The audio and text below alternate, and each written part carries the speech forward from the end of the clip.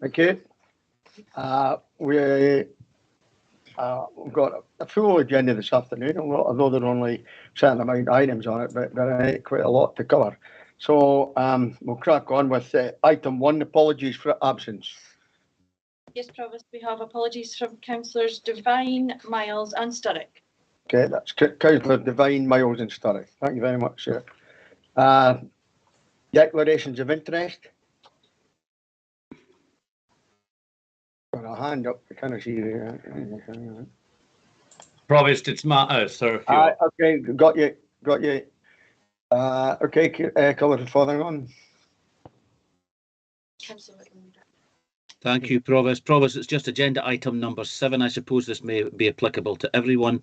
Report number 120/22. I've had 2 emails regarding this application, but I did not respond to them, and I will remain in the meeting and take part in this item. Thank you. Thanks very much for that, Councillor Fothergingham. You're absolutely right. I had one as well. Yeah. Councillor Me too. Macmillan Douglas. Thank you, Provost.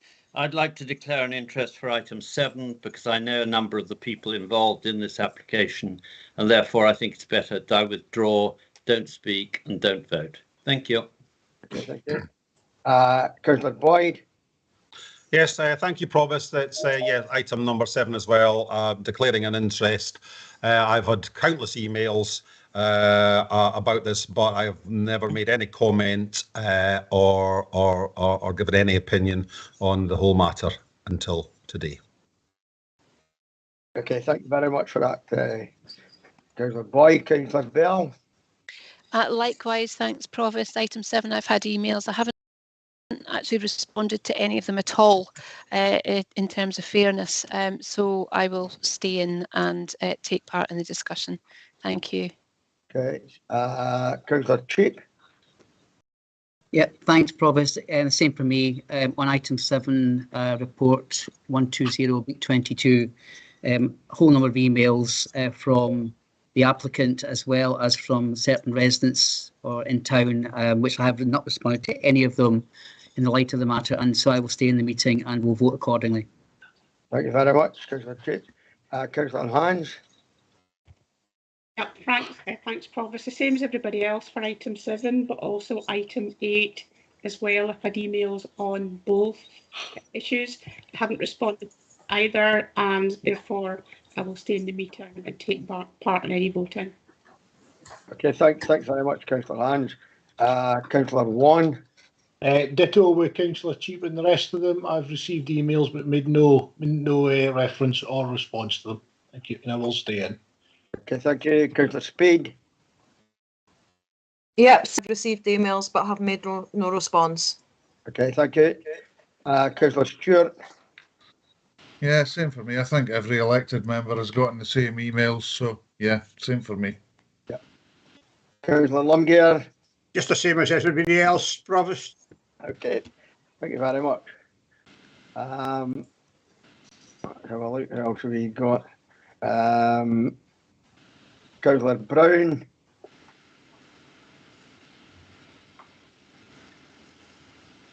You're speaking. Councillor Moore. Same declaration as everybody else, Provost. Councillor Salmond.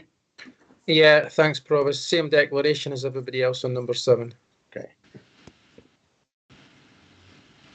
If there's anybody, got a declaration other than that, I think we're quite happy that the clerks note that we've all received emails and no one has responded. If there's anybody, otherwise minded, keep your hand up. But if you haven't, I think it'd be fair enough to say you could take your hands down. There's still a lot of hands there then. Councillor Brown, you're back. Councillor Brown.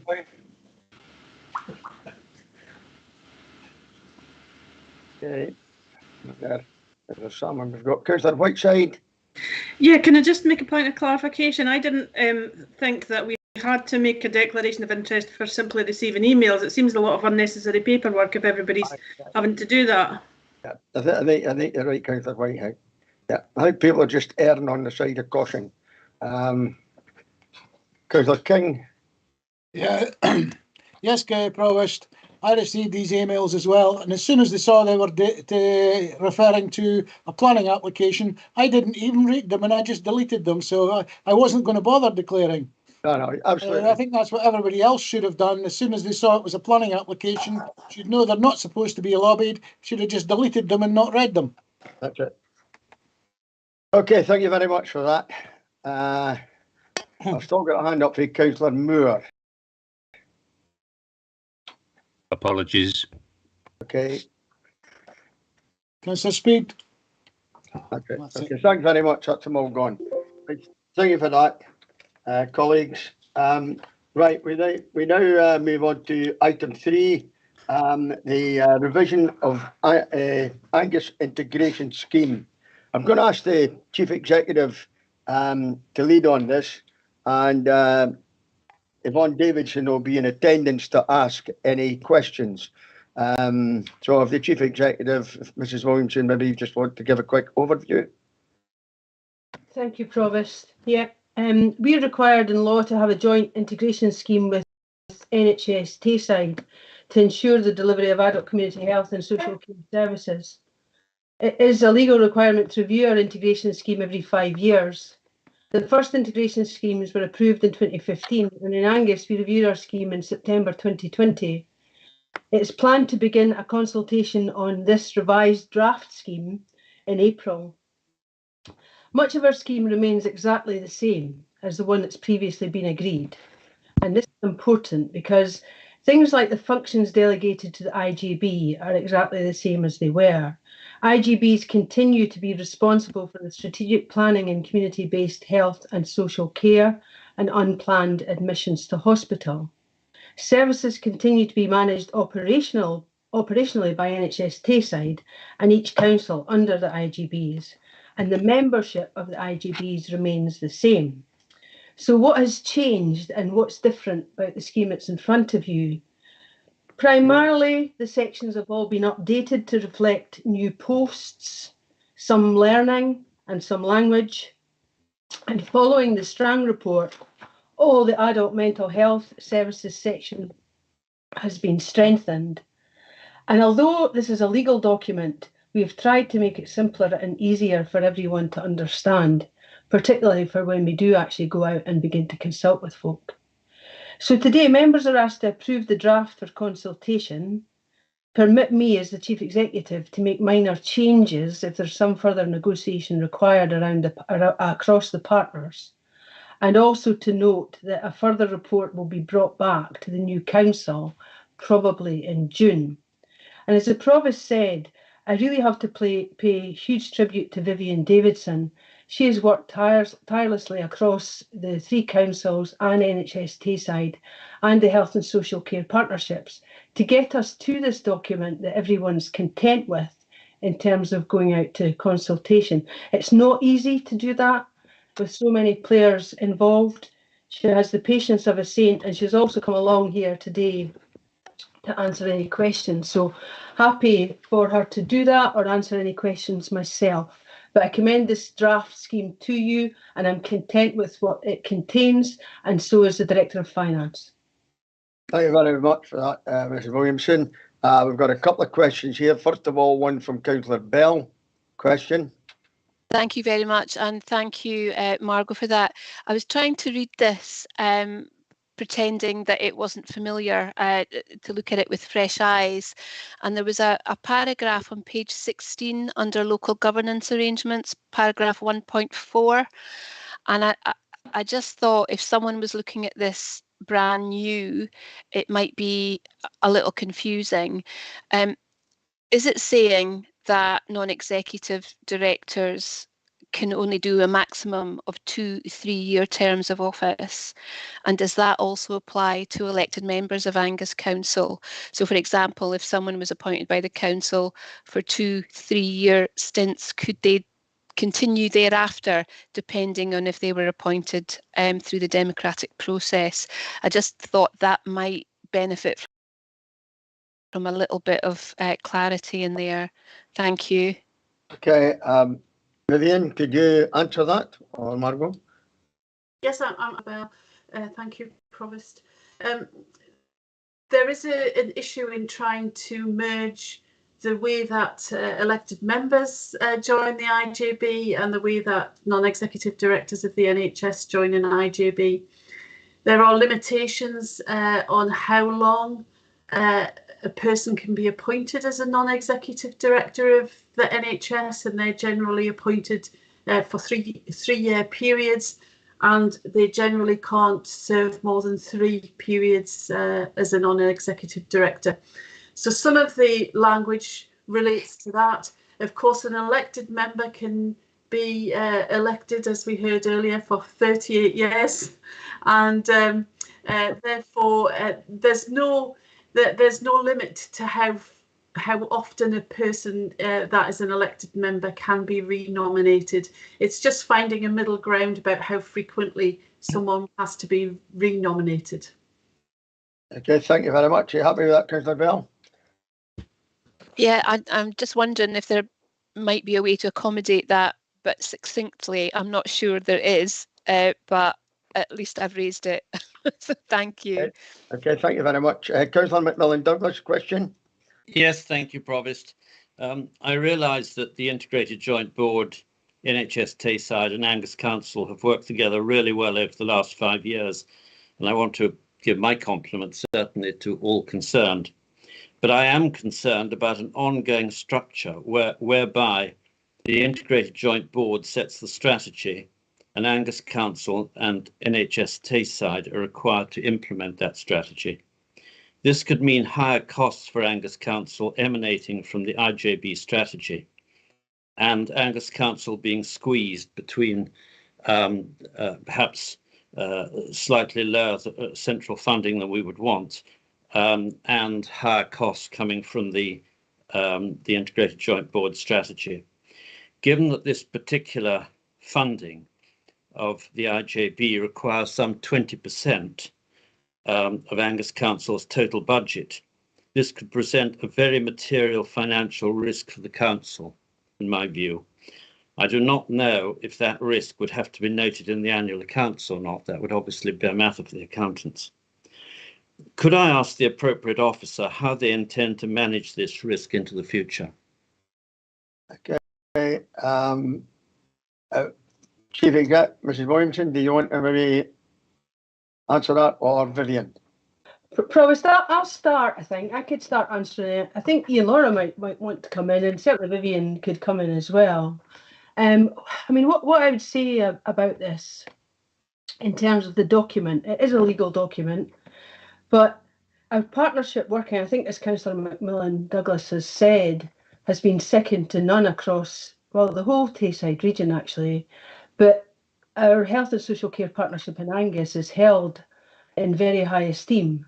Now, part of that is to do with using this document as our guide to how we manage our finances collectively. Relationships matter quite a bit here, and working very closely with the Chief Officer and the Chief Finance Officer, Gail Smith and Sandy Berry, makes a huge difference to all that we do generally. And the adults that we're talking about here and older people are our people. So what we want to do and what the IJB want to do is the same thing. Get the best value out of what we've collectively got to deliver the best services with what we've got. And there's a mutual understanding there about reduction and about change and austerity. So I feel very confident about the 5 years we've had, and there's nothing at all that is not already contained within the risk sharing agreement that we have that I would draw your attention to as members. So I hope that would give you assurance, but please take assurance from Ian and Vivian if you wish. Thanks very much for that, Ms. Williamson. Mr. Lorimer, just want to add a few comments onto that. Sure, Mr. Councillor McMillan-Douglas. Yeah, thank you, Provost. Good afternoon, members. Yeah, as the Chief Executive says, the changes in terms of the integration scheme that's proposed, there's very little in the way of really substantive change on the finance section. There are some checks and balances in place. Now within the existing scheme and the newly worded scheme, there's reference to how financial pressures, potential overspends, etc., would be managed, and I think that gives some comfort that there's a process that would be gone through to manage those financial risks. And no strategic plan could be set in a context that doesn't reflect the financial circumstances of the partner bodies. So, as the Chief Executive has said, it's actually worked very well over the first 5-6 years of integration. I would expect that to continue, and there's certainly nothing in terms of the revised scheme that gives me cause for concern that we're changing the risk profile here in terms of the implications for Angus Council. But it is something that will require ongoing management and the ongoing good relations, working relations that we've had. So I hope that gives some reassurance to the point that Councillor McMillan Douglas has raised, and the potential risks around that is an area where there are significant pressures in health and social care. Thank you. Thank you very much, Mr. Lorimer. Vivian, do you want to add anything? Yeah, I'd like to reassure Councillor McMillan Douglas that the legislation that underpins this agreement, the Public Bodies Joint Working Scotland Act 2014, also includes some checks and balances in it that help to manage that risk for the council and the NHS, in that the council or the NHS can ask the Integration Joint Board to revise its strategic plan should there not be sufficient resources available to meet the ambition that the Integration Joint Board has set out. That may not be covered in the integration scheme because it's part of the underpinning legislation. So I hope that is helpful. Thank you very much. Councillor McMillan Douglas, happy? Yep, I wanted to raise that formally so it was in the minutes, but thank you very much. Very helpful. Okay, thank you very much. Are there any other questions? Are there any comments?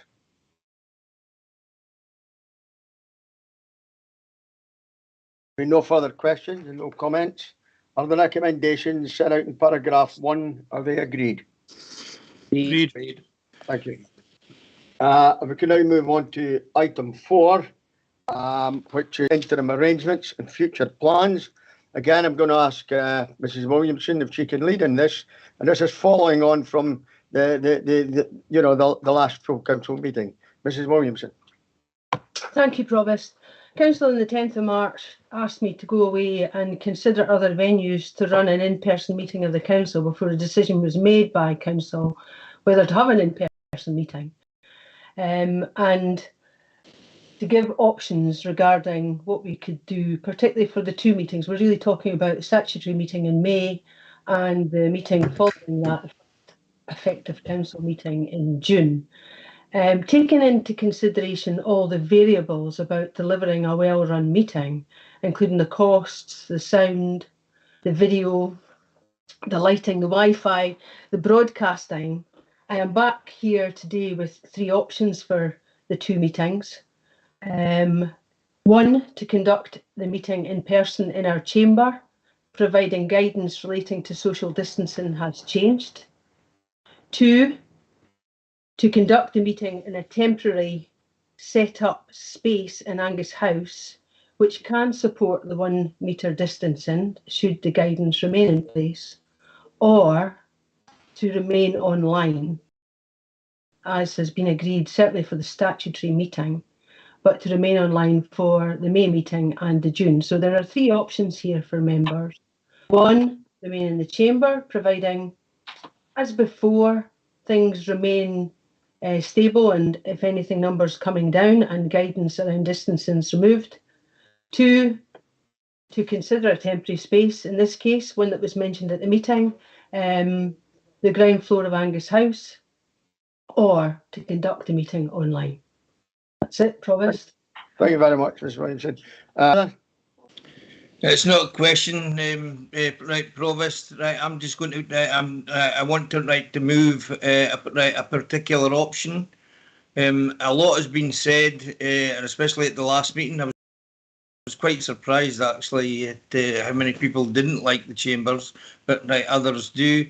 There was another suggestion, right, taking these meetings round Angus, and I thought that was admirable, but in my mind, certainly not financially viable. I know others would like to stay in the chambers, but as we say, we don't know if the social if the distancing is going to work there. However, I do believe, Provost, that we're going to have a lot of new, and they should have the opportunity to meet with everyone. Therefore, I do believe that the best venue is Angus House, and I'm going to move as such. Yes, thank you. Councillor Moore. Yes, thank you, Provost. I'm going to second Councillor Fairweather's proposal. I think that while the council chambers are beautiful, I don't think that they're practical for the size of the council and all the officers who need to be there. They would make a marvellous venue for weddings, and the party could then go to the Canmore room for the reception or whatever. But I think that Angus House, with the IT department there, has the facilities. I expect it will have the space with all the hybrid working, and I think that that is the best option, and I would trust that we try that out. Okay, thank you very much. Councillor Moore. Councillor Cheap. Okay, thanks, Provost. I would concur with with Councillor Fairweather and Councillor Moore on this, that Angus House is the obvious place to hold May and June meetings in person.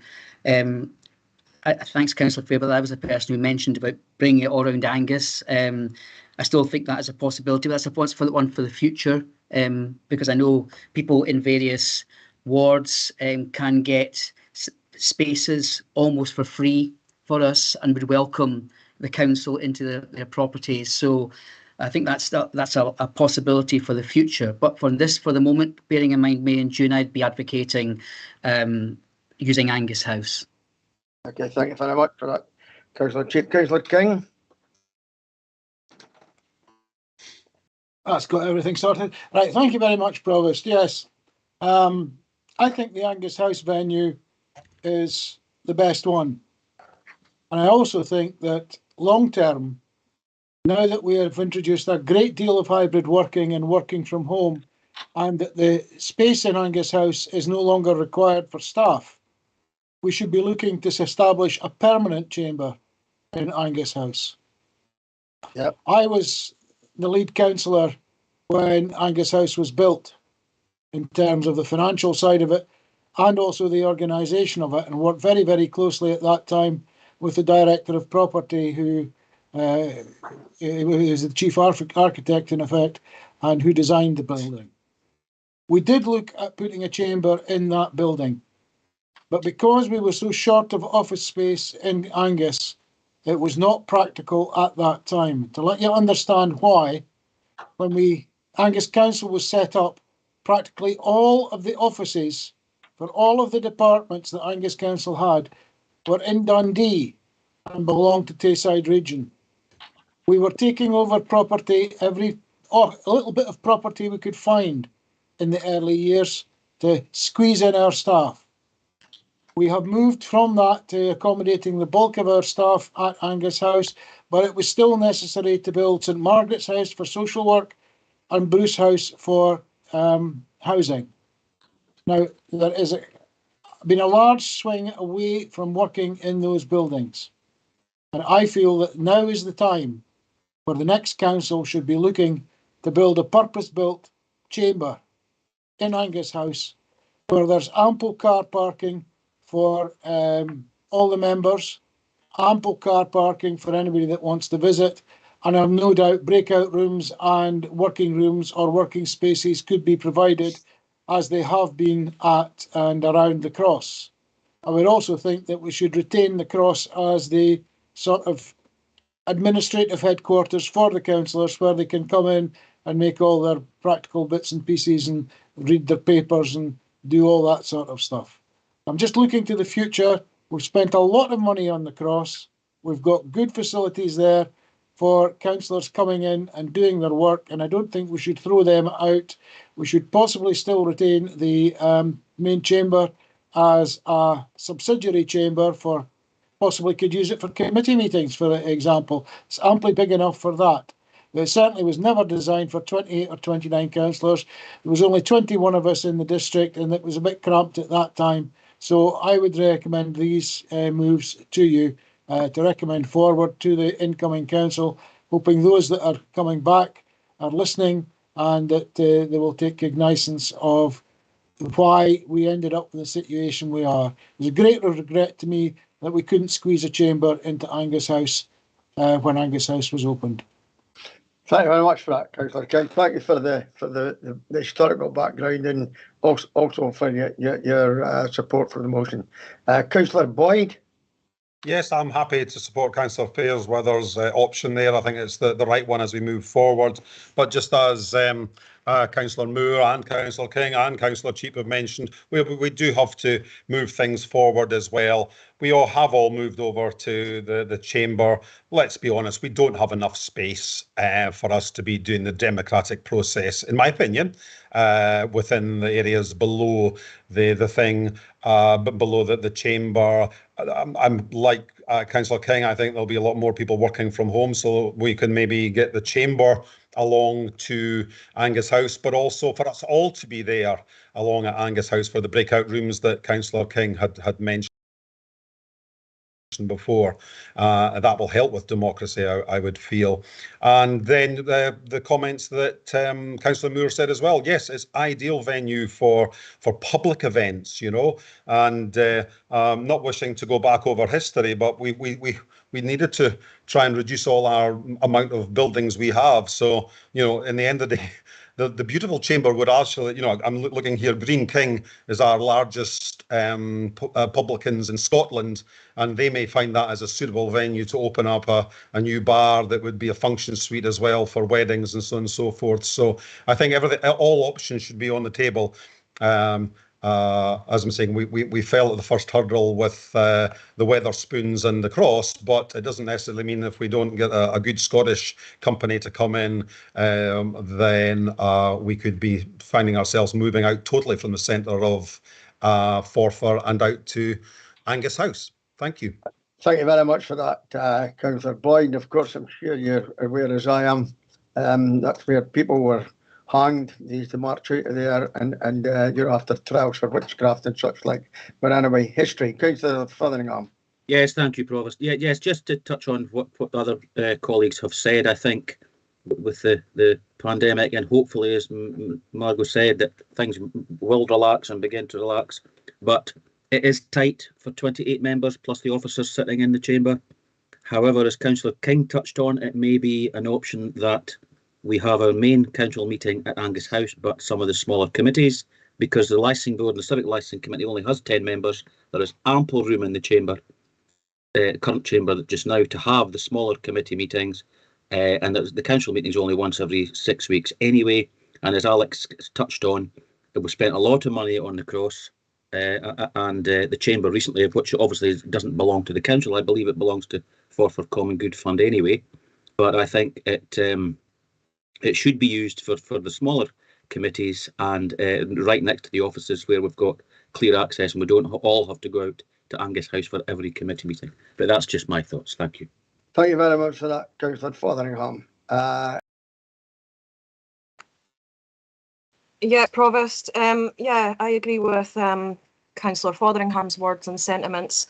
What I did want to ask was what would be done to address any transport barriers, any public transport barriers for people that might have to use public transport to get out to Angus House?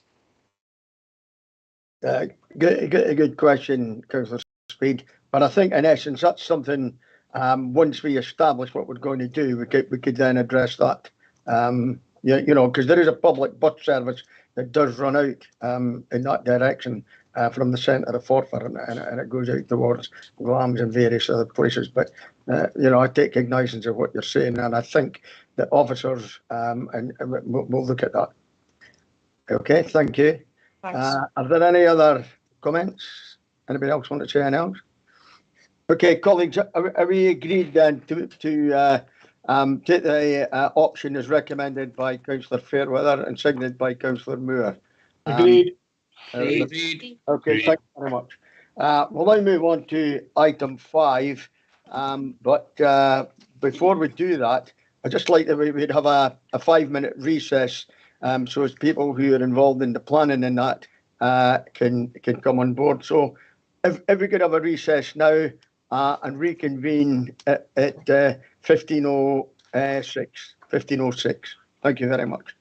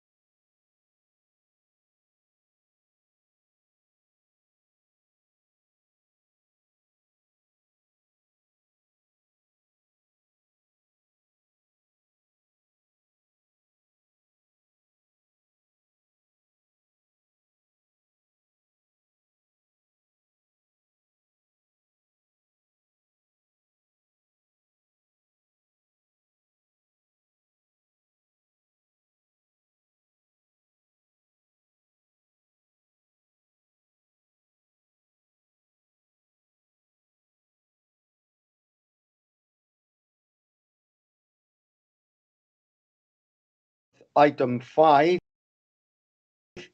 the predetermination, to hold the predetermination hearing for the 2 planning applications. And the procedure is contained in the note 36 in our papers. I assume that everyone, and is that noted? Are you all happy? Thank you. We now move on to item 6, and I'll ask Mr. Hunter to give an overview of the report, and thereafter we will agree the recommendation. Mr. Hunter. Yes, thank you. Thank you, Provost. We have 2 planning applications that propose major residential development in the South Angus housing market area. The case in support of each application is, in part, that it will help address a shortfall in the supply of effective housing land within that area. In that respect, they are potentially competing applications, and it's appropriate for them to be determined at the same time. The report before you provides information on the legislative and policy context for the determination of the applications, and it provides information on housing land supply in the South Angus area. And there are a couple of aspects it's maybe just worth picking up on before we get down to making the decisions. Firstly, just to emphasise, legislation requires that decisions on planning applications with the development plan unless material considerations indicate otherwise. And the relevant development plan policies provided by TAPLAN and the Angus Local Development Plan are reproduced at the appendix to this report, and those should be carefully processed. In very general terms, the strategies and policies of those plans seek to direct new development to sites within our towns in preference to sites out with those towns. They give priority to development of brownfield land, preference to release of greenfield land. Specifically in relation to housing of a 5-year supply of effective housing land. Policies and land allocations are provided, including allocations for residential development, and in essence they're seeking to ensure that the strategy is delivered and that the right development takes place in the right place. Specifically, the local development plan makes provisions for sites from the established housing land supply to be brought forward where there's an identified shortage of housing land. And in very general terms, the strategies and policies provided by the consistent with Scottish planning policy. Turning to Scottish planning policy itself, it should be the starting point for decision making. It provides a presumption in favour of sustainable development and confirms that will be a significant material consideration, particularly where the development plan is more than 5 years old or where there's a shortage in the 5-year housing land supply. It identifies sustainability principles, and those are identified at paragraph 429 of the report before you. It confirms the requirement for maintenance of a 5-year supply of effective housing land at all times. And again, the essence of the document is to direct the right development to the right place. In terms of housing land, annual housing supply targets and associated land requirements for the period 2016 through to 2028. In the South Angus area, that means we have a housing supply target of 840 homes and a housing land requirement equivalent to 924 homes through to 2028. Our annual monitoring indicates that 663 new homes have been completed in the period 2016 to 2021. Completions have increased to 757 new houses in the period to the start of March this year. So against a target of 924 homes, we've delivered 757 homes in the first 6 years of the. Going forward, our housing land audit identifies sites that are considered effective and that are programmed to deliver over 400 new homes in the period to 2027. Both applicants in this case question the effectiveness of our housing land supply, and issues related to that are addressed in the report. It's important to note that our land supply to date has delivered above target. In addition to our effective housing land supply, we have sites within our established land supply that are constrained, and those include sites that are subject to live planning applications on brownfield sites within development boundaries and proposals for new housing that would assist in the delivery of wider economic development at Wellbank, for example. Now, those sites are not considered effective at the present time, but in terms of development plan policy, priority should be given to bringing those sites forward if we do consider there is a shortage in the housing land supply. In terms of housing land supply, the courts have had some involvement in this, and they have identified that something called the residual model, the residual method, is a sensible approach towards calculating housing land requirements. It takes into account past completions, so within the planned period 26, with regard to completions that have taken place, if there's a shortfall, that shortfall should roll forward and be considered in subsequent years. If there's an oversupply, again, that's factored into working out the remaining requirement. And that's the approach that the Council has adopted in preparation of its housing land audit. It's the approach that we've used for several years. It's the approach that we've used to defend planning appeals in other circumstances. And it's the approach that's set out in the reports before you. On draft National Planning Framework 4 and the draft Tayside Housing Need and Investment 2021. It's important to note neither document has reached the conclusion of its formal process, and that reduces the weight that should be attached to them in the decision-making process.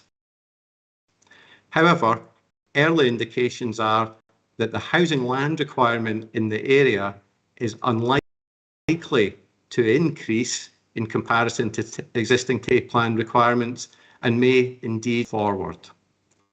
Just to conclude, the discussion section of the report brings that information together. I'll provide further detail in relation to each individual application as we move through the predetermination process, but happy to deal with any questions at this stage, Provost. Thank you very much. Mr. Hunter, are there any questions for Mr. Hunter? Okay, thank you very much, Mr. Hunter.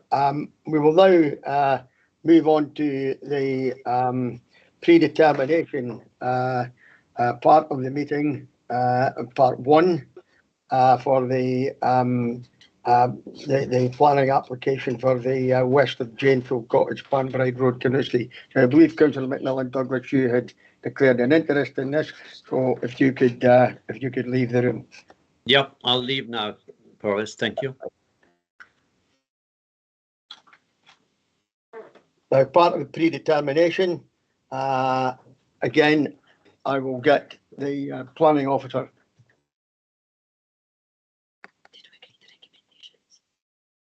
I'll get the planning officer to give a quick, short 5-minute brief on that. Hello.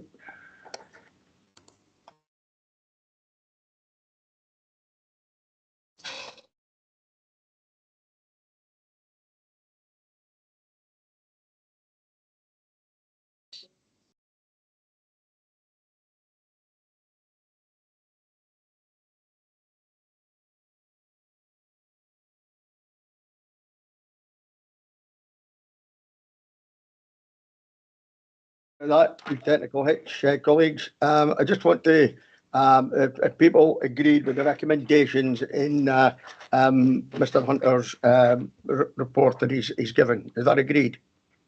Agreed. Agreed. Okay. Okay, we'll go on to the predetermination then.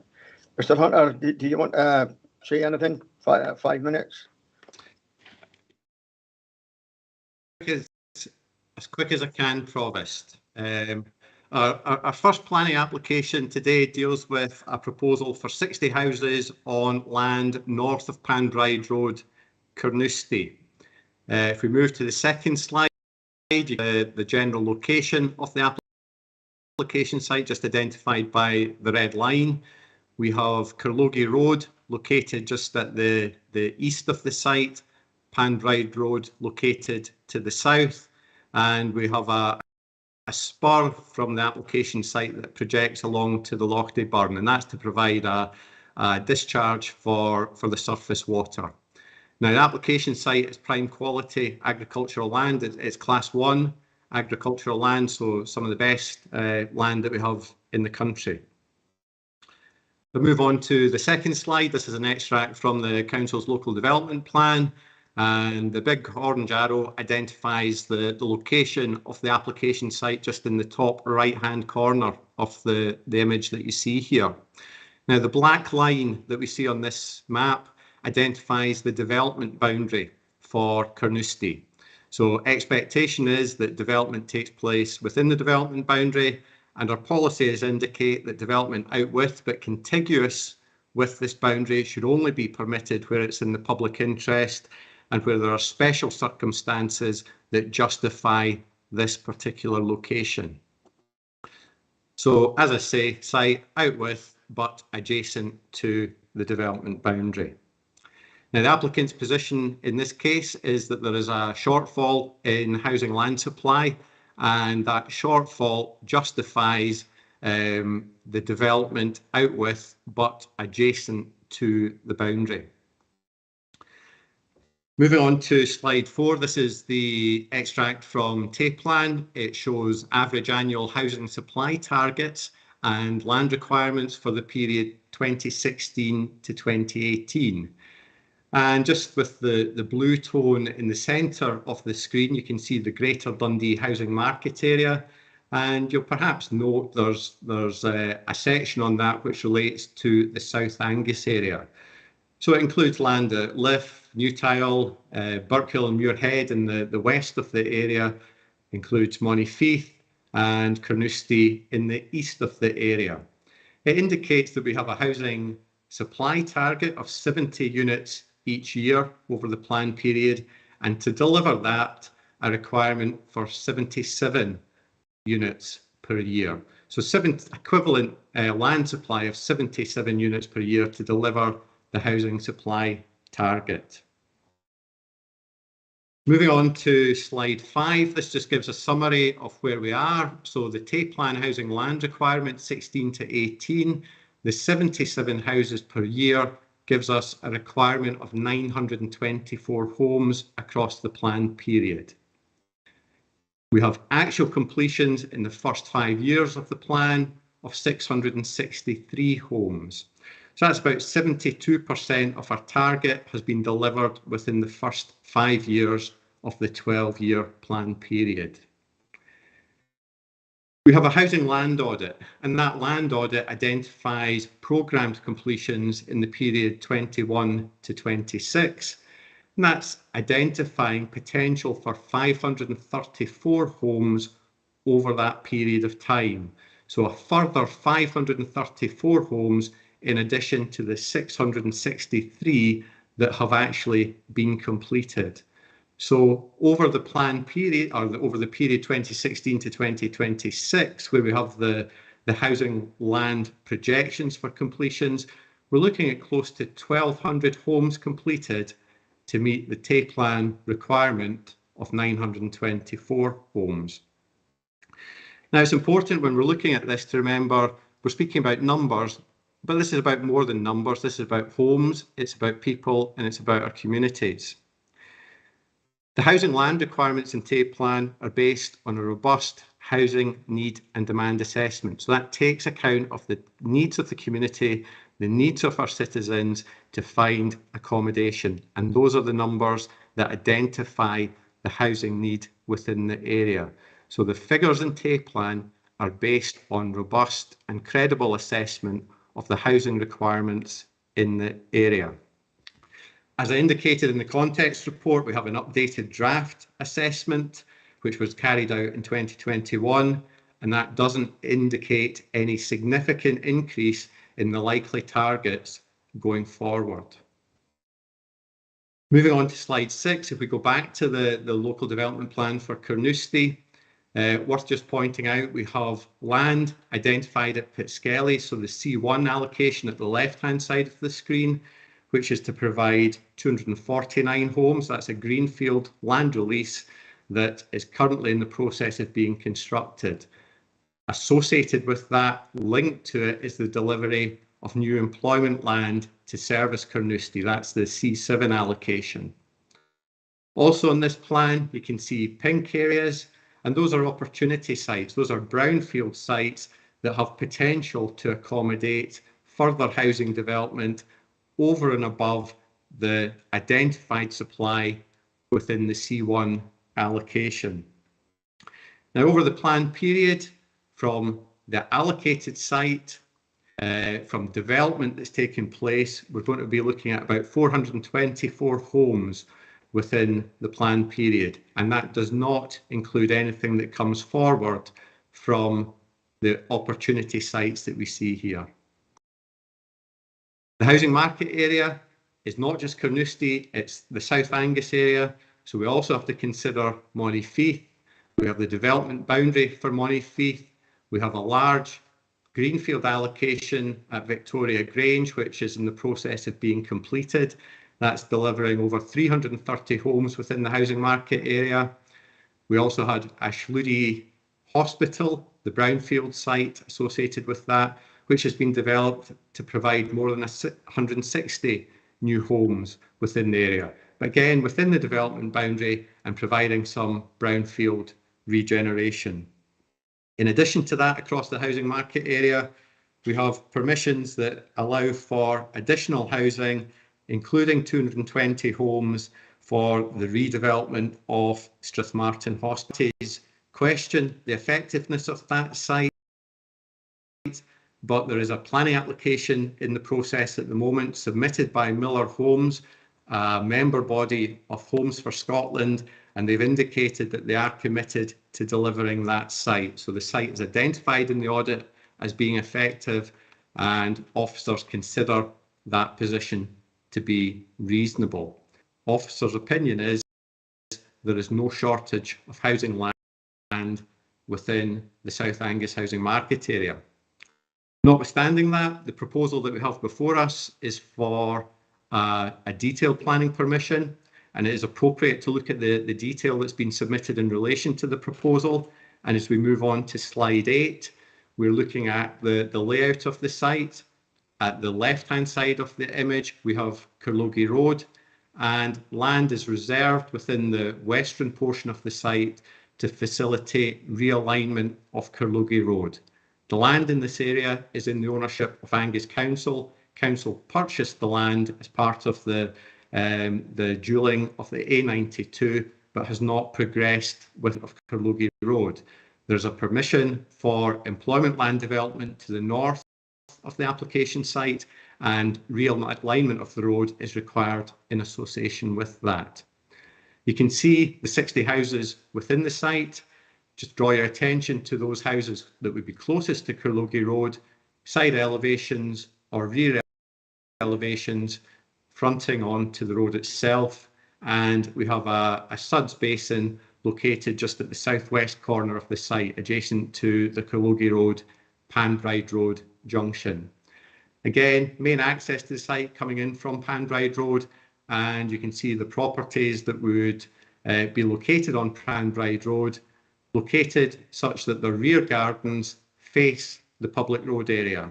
Cycle path located along the frontage behind a hedge that would be retained, but it's the rear boundaries of houses that would front towards that cycle path. So 1.8 metre high boundaries fronting the cycle path. Within the development itself, perimeter block arrangement, an open space area, and landscaping around the perimeter of the site. Just spend a moment looking at the eastern side of the site. We have existing properties located to the east, Janefield Cottage that you can perhaps make out in the slide, and the orchard. Those properties more than 25 metres away from the closest property, and development design so it's blank gables on the proposed properties that would face those houses. So certainly no issue in terms of impact on the amenity of those properties. Their amenity would clearly change, but in terms of recognised spatial standards, their privacy, daylighting, etc. would be safeguarded. And again, very faint, but you can perhaps make out the properties to the south of Panbride Road, and again, separation distances of over 25 metres in that case. Moving on to image 9, this is a photomontage provided by the applicant. This is looking across the open space area, not an unattractive view. We have two-storey properties in this image that would face towards the open space area. An internal loop road going around the open space, but the houses facing towards the open space area. Moving on to image 10, again a photomontage, this time taken from Curlogie Road, Panbride Road Junction, and this is looking across the Suds Basin. You can see mix of house types. We have some semi-detached bungalows in this image, so a good mix of house types within the development. But you can perhaps make out Curlogie Road would be located to the left-hand side, to the west of this image, and you can see boundary walls and fencing providing the boundary to Curlogie Road itself, albeit augmented by landscaping, but the rear gardens facing Curlogie Road. Next image, this is slide 11. So looking at the entrance to the site, this is from Panbride Road. Again, range of house types within the development. You can make out the cycle path, indicative hedge that would be retained, but you can make out the wall with the high fence which would form the northern boundary of that route. And this layout doesn't comply with the Council's design guidance. The Council's design guidance does suggest that developments should be designed to be welcoming. They should be designed so that they are facing the important public roads in the surrounding area, and that they should draw upon those positive characteristics of an area that contribute to the sense of place, that contribute to a town's character.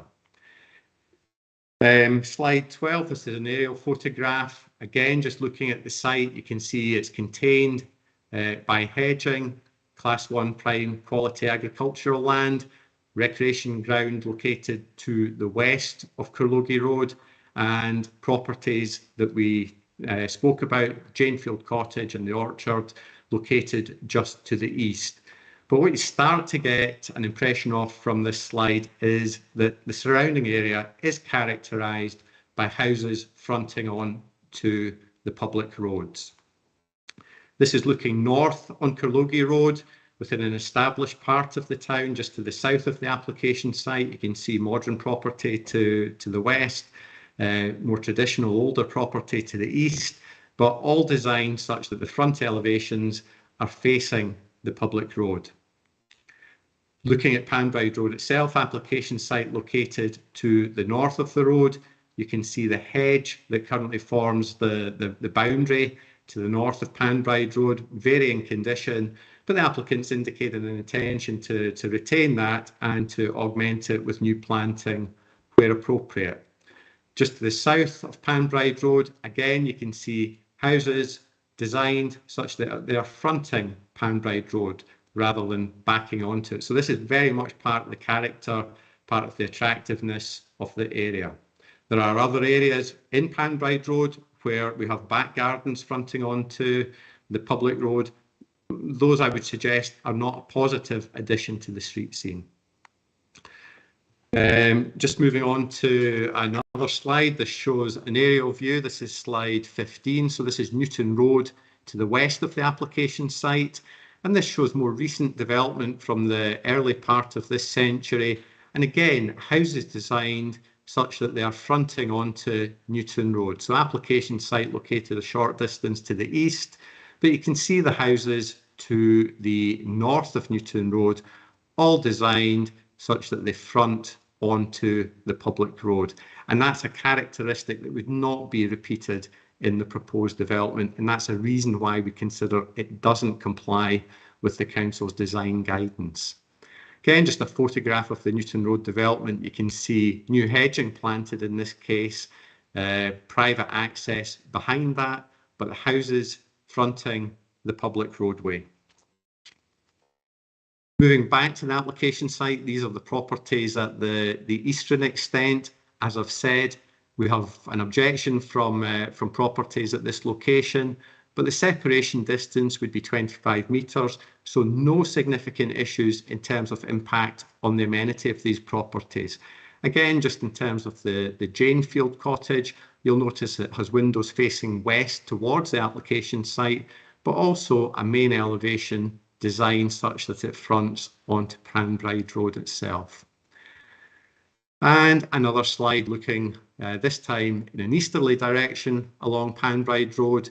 Again, significant distance between the proposed houses and the properties to the south of Panbride Road. So whilst we have objections from the properties in this location, no concern regarding impact, direct impact on the amenity of the occupants of those properties. Again, if the site was developed for housing, the impact, the character, the amenity of these properties would change, but not to a level that could be considered unacceptable in terms of the council's policies. And I don't want to over-egg the point, but again, you can perhaps see at this image the houses fronting onto Panbride Road. A final photograph. This is looking from the Panbride Road junction with Carlogie Road, looking across the application site, prime quality agricultural land, out with the development boundary.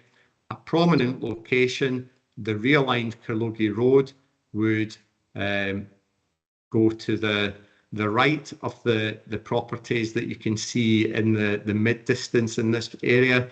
So the site would be highly prominent on a gateway approach into the town, and the back gardens addressing the main approach into the town is not something that we consider acceptable. But in terms of the final slide, I want to emphasise the issue, the fundamental issue with this proposal is that it's out with the development boundary.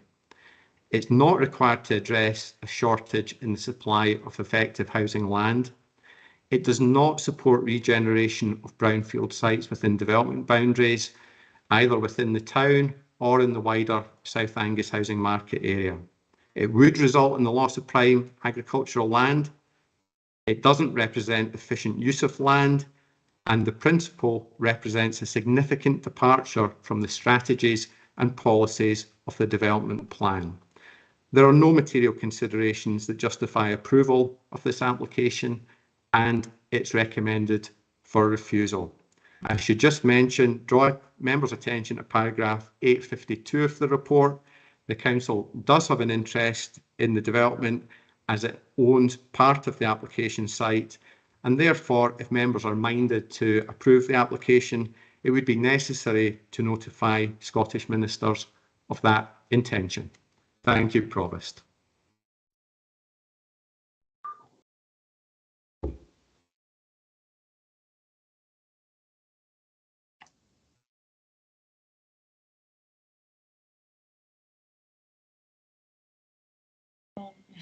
Sorry, thank Mr. Hunter. Councillor King, followed by Councillor. Yes, Provost. Mr. Hunter has made it absolutely crystal clear that this piece of land is not included in the development plan. It's a speculative approach by a developer trying to get a piece of land which is not currently allocated for housing. Can Mr. Hunter confirm that there have been similar speculative approaches to the east, close to the area which is allocated for land, which have already been rejected by council and dismissed? Mr. Hunter. Yes, thank you, Provost, and thank you, Councillor King. Yes, I think the context report sets out that we've had applications to the west of Carlogie Road for housing development, and we have had applications in the vicinity of the Pitskelly development for housing development, both on sites out with the development boundary, both refused and both dismissed on appeal. I think, as the context report indicates, those decisions were taken a few years ago, and it is relevant of regard to any change in circumstance, but officers' view certainly is that we have sufficient housing land to meet the identified housing land requirement, and in those circumstances there is no justification to allow the additional development at this time. Thank you for that confirmation, Mr Hunter, and also for the fact that they were also dismissed by the Scottish Office Reporter on appeal. That particular piece of information had not wedged in my brain. Thank you very much, Councillor King. Councillor Boyd. Yes, I have a question of Alan Hunter. Alan, back to your slide 6. I know, don't bring up, usually in normal terms we'd bring it back up, but I'm not asking you to go and fiddle and bring it back up. It's to do with the opportunity brownfield sites that are in Carnoustie. Do you have any figures, especially the ones that are in the centre of the town? But it would be great to have a sort of, even a rough estimate of how many houses could get built in the central brownfield sites and then the ones that are in the perimeter. Thank you, Councillor Boyd. We have planning applications at the moment for development at Greenlaw Hill and at Woodside, which are both just off the Pitskelly Road, and we have a planning application for additional housing development on the site of the Panmure Industrial Estate. From recollection, the numbers that we're looking at are around about 100 units, give or take. I think it's a little bit more than that. Those applications have not been determined, but each of the sites is within the development boundary, and in very general terms they are identified as opportunity sites where residential development would be one of the uses that could be looked upon favourably. And that's what we agreed back at the dates that Councillor King was talking about. That's what we wanted, was to get these opportunity sites available and get people to actually be in the town rather than on the outskirts of the town. And that's why we then in turn have the business park on the west edge periphery. I think I'm right on that. I'm Mr Hunter. So I think the council strategy, as it's set out in TAPE plan and in the Angus Local Development Plan, is to promote regeneration of brownfield sites. And part of the idea of identifying the opportunity sites is to encourage their regeneration, where addressing brownfield issues could be beneficial to the community that live in proximity of those particular sites. And definitely not at the expense of prime agricultural land. Thank you. Okay, thank you very much, Councillor Boyd. Councillor Cheap. Yeah, thanks, Provost. Just for the avoidance of doubt, are we at questions from Mr Hunter at the moment or comments? No, you're on about questions to Mr Hunter. Okay, and there's no space today for questions to the applicant, is that correct? No, not yet. The applicant's got to his part and then okay. The question. Actually, sorry, I didn't hear you earlier on, so I didn't pick up this. So I'll listen from this and I'll ask questions later and then comment later as well. Thank you. Okay, thank you. Councillor Boyd, your hand's still up. Legacy hand, I think. Yeah, that's it. Thank you. Okay. We haven't got any registered objectors or supporters. So I would now like to ask Mr. Alan Ray, 5 minutes, Mr. Ray. I sort of I was timing. I was doing Mr. Hunter a bit disservice earlier on, but 5 minutes for you on your proposal. You can present that. It's 5 minutes, and then after that, councillors will ask you questions or may ask you questions. Okay, Mr. Ray. Thank you. Okay. Good afternoon, Provost, councillors. Thanks very much for the opportunity to speak to you this afternoon in respect of our application at Panbride Road in Carnoustie. I'm Alan Ray, I'm Land Director with Kirkwood Homes Limited, and I also have Ewan McLean from EMAC Planning with me, who will be able to assist in answering any technical questions you may have on the application. We are disappointed that despite putting forward a strong planning case and demonstrating an overwhelming and unprecedented level of support from local people in and around Carnoustie, that the application is recommended for refusal. The development, if approved, will deliver 60 new high-quality family homes on the northeast of the town, which has had very little or very limited development in recent years. This is a location which is excellent, safe connectivity to shops, schools, open space, the railway station, and is also on 2 bus routes. The development, if approved, will result in over £15 million of investment into the Angus economy, and it will sustain over 50 jobs during the construction phase. And a number of our, quite a high number of our employees are actually sourced from the Angus area. Our proposals have stimulated a very high level of demand, demonstrated by significant public support of the application, and we also have a high number of registered interests on our website, and this has been consistent since we began the consultation last year. We have now over 650 registered notes of interest, and 67 formally have confirmed their support for the application on the planning portal. We have engaged extensively in the local community, including hosting 2 live sessions on our website, and we had an informal drop-in session in the BB Hall in August 21, which had over 50 residents attend, and I would say that the majority of which were overwhelmingly positive and in support of the proposals. We also met with the Community Council, Carnoustie Community Council and Carnoustie Development Trust, and we offered ongoing opportunities to communicate through the process with them. Based on the feedback we've received from the local community and from the Angus Council's planning service, we worked extensively to revise and finalise the proposals, which we strongly believe will be of benefit to the town. In November last year, we revised our layout to fully address the planning service feedback, and just picking up on a comment Mr. Hunter made about the frontages, we actually offered and proposed a layout which did have properties fronting onto Panbride Road. It would have resulted in the loss of the nice hedgerow along that street, but this wasn't favoured in the feedback we had from planning service, and we kind of reverted back to the layout that's before you. So we have looked at that issue in some detail, and could probably provide you with the layout option at that time. But where we ended up was we took all the feedback on board, reduced the number of houses proposed down to 60. We introduced bungalows, 4 2-bedroom bungalows into the mix, reflecting some of the local demand there, in addition to the 3, 4 and 5-bedroom houses. And we also improved the level of public amenity space significantly.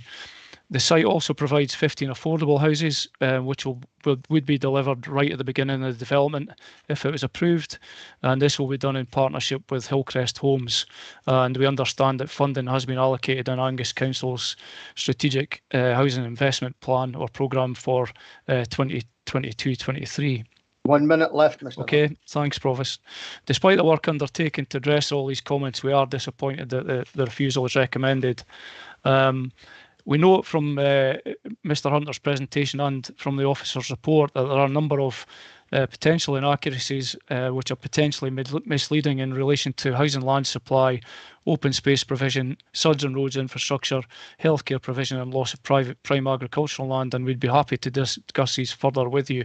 To conclude, we believe we have, through the ongoing refinements of the application, demonstrated a robust planning justification for the proposals, and there is an overwhelming level of public support which has been expressed for it. We believe that the development will be of benefit to Carnoustie and the wider Angus region in helping provide much needed homes and housing choice in the area where there's clear demand but limited supply and choice.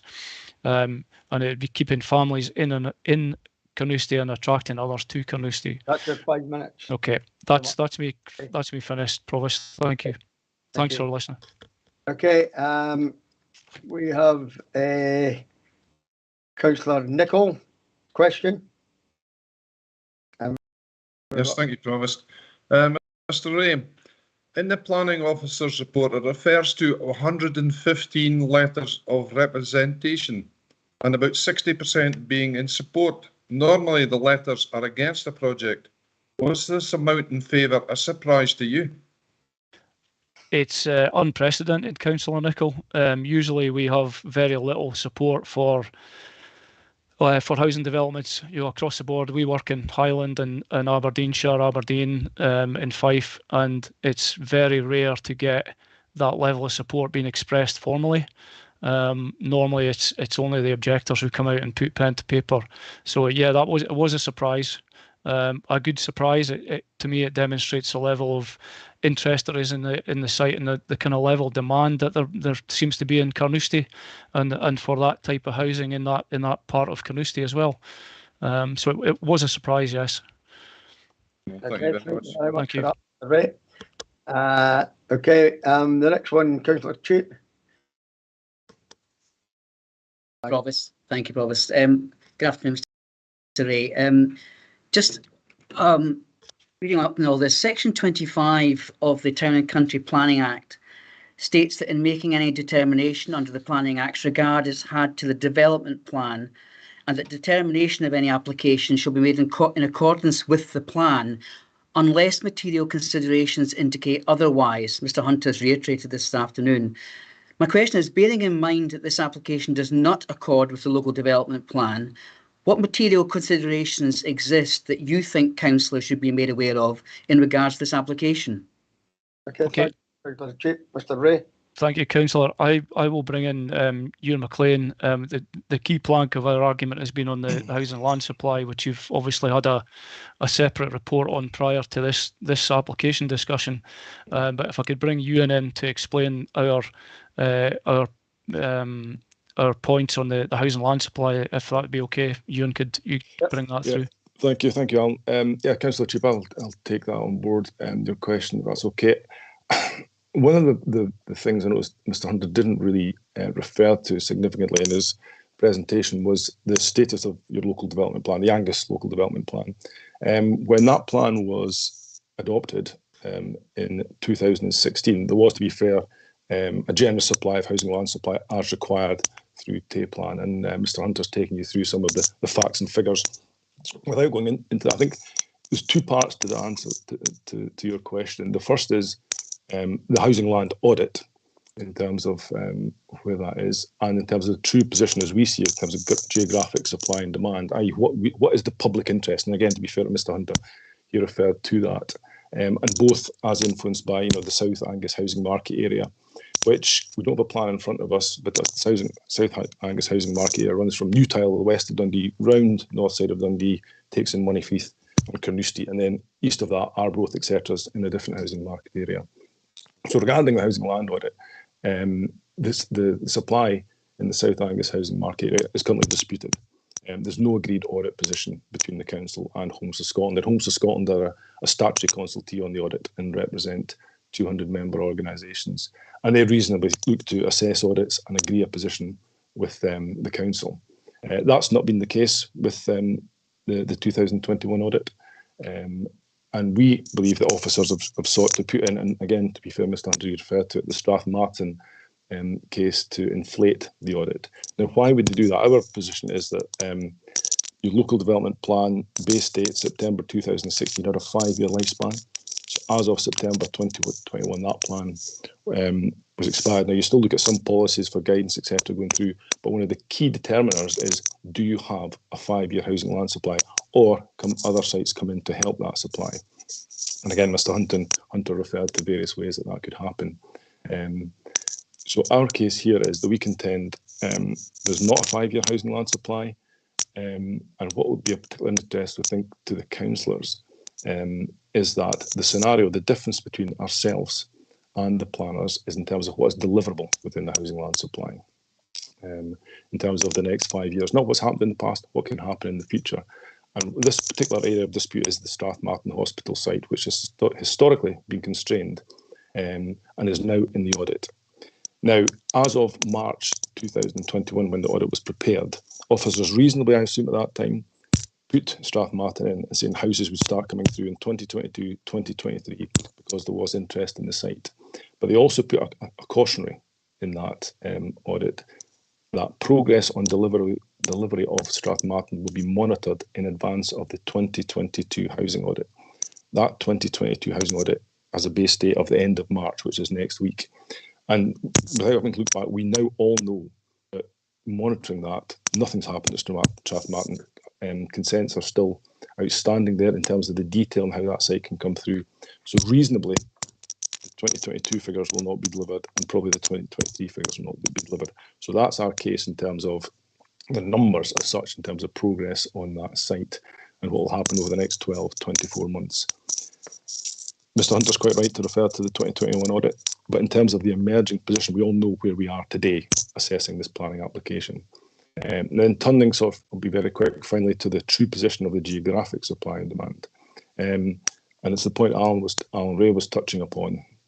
There's a huge demand in this east side of the market area, and there's not that demand at Strathmartin. That's another factor as to why it's been held back. And unlike Strathmartin Hospital, which has a plan permission in principle consent just now, and unlike your Taylor Wimpey application, which is next on the agenda, they don't have any detail. This application has detail on it. So in terms of helping the housing and land supply, when you have a local development plan that is out of time, and we argue you have a housing land audit which is deficient, the site can come through in Carnoustie, and that's very much in the public interest. Okay, thank you very much for that very full answer. Councillor, are you satisfied with that? I mean, I think we've obviously got to listen to what our planning officers tell us. So yeah, no, I listened intently. It's fine. That's fine. I will make comment later on. Thank you. Okay, Councillor Boyd. Yes, thank you, Provost. I've got a question, and it's to do with this. Hopefully, you can see it when we're coming up here. It's maybe not clear to everyone, but for over a year on the outskirts of Carnoustie, there's been a big sign saying Kirkwood Homes coming soon, a selection of 3, 4 and 5 bedroom luxury family homes. Has the company ever been given consent for this advertising sign? Mr. Ray or Mr. McLean, which question? As far as I understand, Councillor, there's no consent for that, but it's a temporary movable sign, and I am of the opinion that is not required, but it could be it could be wrong in that, but that's my understanding. Okay. Mr. Ray, thank you for that. Councillor Boyd, I've been advised by the officers we've got here that really relevant to what we're discussing is not factual. I know what you're saying. I know what you're saying, Councillor Boyd. But I'll bring it back up in my comments then, because it really was relevant to what Councillor Nicholl had mentioned. Yeah. Okay. I'll bring it up then. Thank you, Provost. Councillor Moore. Yes, thank you, Provost. Ray, you've said how you had a lot of support and people signing up. When they were doing that, did you make it clear to them that the land that you want to build on is prime Class 1 agricultural land and that it's outside the development envelope, so it was not in compliance with the council's development plan policy? Councillor Moore, thanks for your question. Yes, we make people aware that this development was subject to planning consent, and it was it wasn't in all the public information we've provided.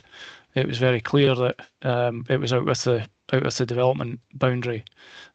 We would have to it would be wrong of us not to do that, to be honest. So yes, we were very clear about that. Right, but you didn't tell them about the land category?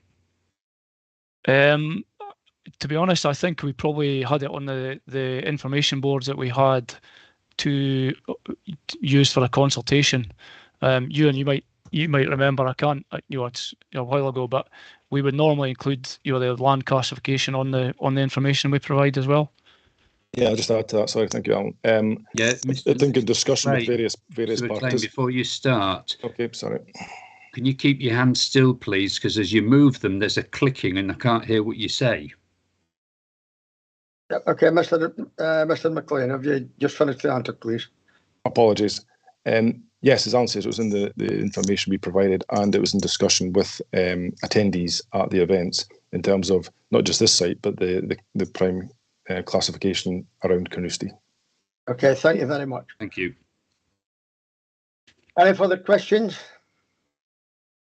Okay, colleagues, comments you brought up when we actually go to the determination, Councillor Boyd, so you get your chance to make your comment later on, okay? Councillor Nicholl, Provost. And we've got one here, Councillor Nicholl, yeah. It's already questioned. It was a comment. Actually, I thought you were going to comments. No, we do the comments when we come to the determination. It's questions now, and then the determination. Once we've heard the second determination on part 2, which is the item 8. Then we do item 8. Then we go back to 7 for the determination. Okay. Right. Thank you very much, Mr. Ray. Thank you very much, Mr. McLean, for your presentation. Thank you. Thank you, Provost. Okay. We'll now move on to item number 8, which is the planning application, which is the land north of Victoria Street, Montefieth. And we'll try and, before we deal with that, we'll get Councillor McMillan Douglas back in, as he is not involved in that. Councillor McMillan Douglas is out just now. He could come back in for this one, and then when we go to the determination for number 7, he's got to disappear again. Okay, so we just hang fire till we contact him.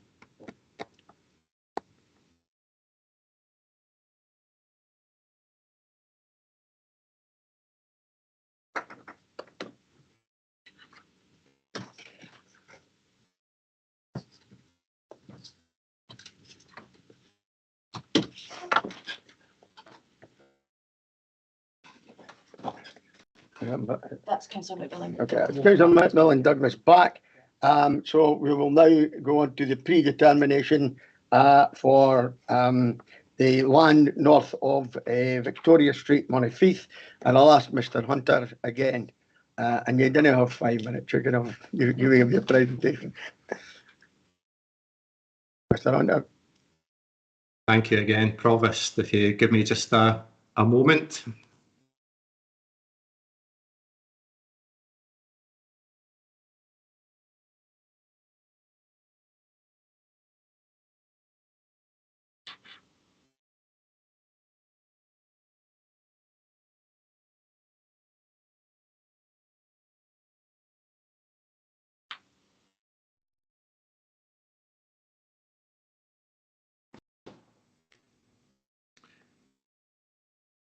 So thank you again, Provost. This time it's an application for planning permission in principle for a housing development of around about 50 dwellings. The precise number aren't known at this stage, but it's on land north of Victoria Street in Montefieth.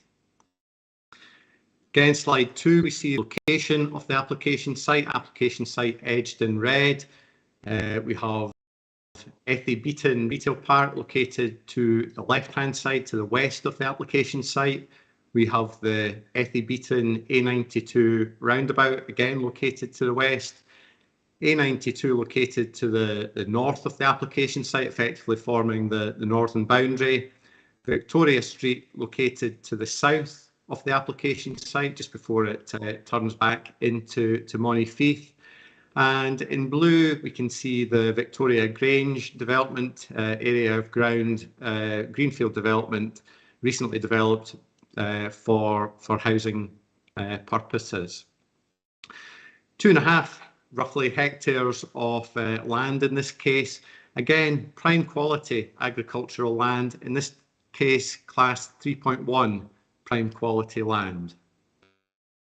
If we look at the local development plan extract for the town, this is slide 3. Again, big orange arrow identifies the application site just at the top of the screen.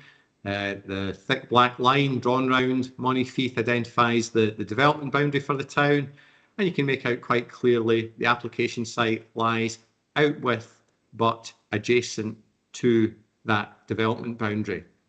Again, repeating myself a little bit, but the development plan strategy, the policies direct new development to sites within development boundaries, and they give priority to brownfield land. Policy in the local plan indicates that sites out with but contiguous with a development boundary will only be acceptable where it is in the public interest and where there are special circumstances that confirm a need for the development that can't be met within a boundary.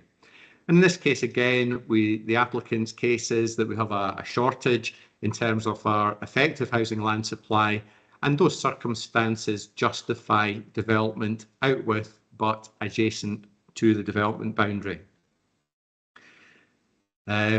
Again, I apologise, councillors. We have the average annual housing land supply targets. We have the Greater Dundee housing market area identified in blue, and we have the South Angus housing market area, South Angus part of the housing market area, which extends from Lith, Muirhead, Birkhill in the west, includes Montefieth and Carnoustie in the east. Now, there are no sub-markets within this housing market area. There is a Dundee Greater housing market area, and the sub-market within that is the South Angus area. There isn't a Carnoustie sub-market area. There isn't a Montefieth sub-market area. There isn't a Birkhill sub-market area. There is a South Angus housing market area. Looking at our numbers again, the housing land requirement from TAPE plan for the period 16 to 28 identifies a requirement for 924 homes. The average construction rate of around about 77 per year.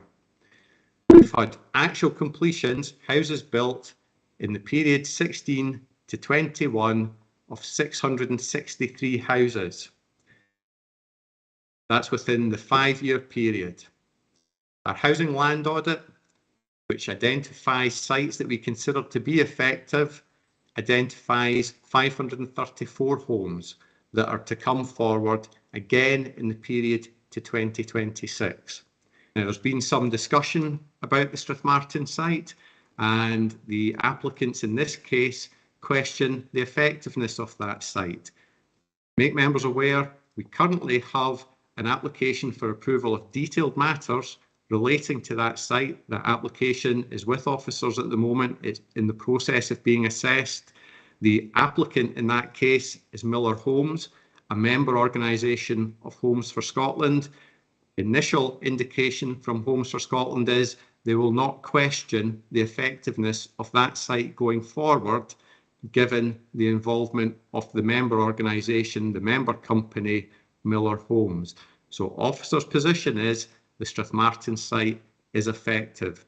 It might not deliver houses this year. There might be some delay, but when you look at the overall housing land requirement, the 924 homes, and you consider the success of delivery to this point, I would suggest there is some flexibility in terms of allowing a difficult brownfield site that will provide regeneration of listed buildings and removal of dangerous structures. I think it's reasonable to give that some time for the development to come forward, and doing that will not compromise our ability to deliver the TAPE plan housing land requirement. Again, the strategy, the plan, the local development plan identifies greenfield land in Montrose, that's in Montefieth. That's been developed. We've got 330 houses on the M2 site. We have 160 houses on the redeveloped Ashloody Hospital site. So that's a redevelopment site that's facilitated reuse of a listed building. That's development that's taken place in accordance with the council strategy. The council strategy is delivering. In terms of the wider housing market area, if we look at Carnoustie again, we have the C1, the greenfield land allocation at Pitskelly. That is development that is underway. They are building houses on the site at the present time, and they are putting in the infrastructure that will help service the new employment land. In addition to that, we have the brownfield sites within the town where there are applications at the present time to facilitate redevelopment, regeneration within the development boundary for the benefit of our communities. Moving on to the next slide, we have an aerial image of the Monteith area. Again, just at the left-hand side of the screen, you can see the Ethybeaton Retail Park. You can make out Ethybeaton Roundabout, Victoria Street as it winds its way back into Monteith. And this image is outdated now. It doesn't show the new houses that have been constructed at Victoria Grange, but the area in the centre of the slide now accommodates a significant number of houses. Application site itself located in this area, sandwiched between Victoria Street and the A92 dual carriageway. Just in terms of the dual carriageway, the applicant has submitted a noise impact assessment, and that suggests we require a 1.7 metre high barrier extending from the roundabout, the Ethybeaton roundabout, along the site frontage, all the way along the site frontage, so about a distance of 330, 340 metres along the side of the dual carriageway. That 1.7 metre high barrier is relative to the height of the dual carriageway. We have an embankment located to the south, so opportunity for that to be anything other than a wall or a fence is fairly limited. Again, just in terms, this is an illustrative drawing that's been submitted by the applicant. So you can see there are blocks identified on it in a pale colour, which suggest areas where housing could be accommodated. We have a cycle path associated with the A92 that runs along the side of the dual carriageway. Just point out the embankment, the cycleway, these are in the ownership and control of the council. So again, the council has an interest in this application as a landowner. So again, if members are minded to approve this application, it would be necessary to notify that intention to Scottish ministers. But you get an impression from this drawing of the type of layout that the applicant is proposing: access from Victoria Street, 2 vehicular access points, pedestrian access point, and a suds basin located at the eastern side of the site. Again, in terms of this image, just worth pointing out, we have an electricity substation located at the southeast corner, just where the cursor identifies the site on the screen. This is a photograph taken from the A92 carriageway. The site is the field of barley that you can see in the middle distance, and you can see the crash barrier, 1.7 metre high barrier required along the length of the site. So from the roundabout at the right hand side of the screen along to the left hand side, beyond the left hand side of the screen. That would obstruct the road sign that we see here, but that could be altered. The height of that could be increased to address any visibility issues associated with the barrier that would be installed. The other thing to point out just from this image is that you can see the existing planting along the southern boundary of the application site at Victoria Street. It softens the edge of the development. It softens the urban edge of the town. So the Victoria Grange development, the new houses that have been built, are partially obscured by the planting along the southern edge of the site.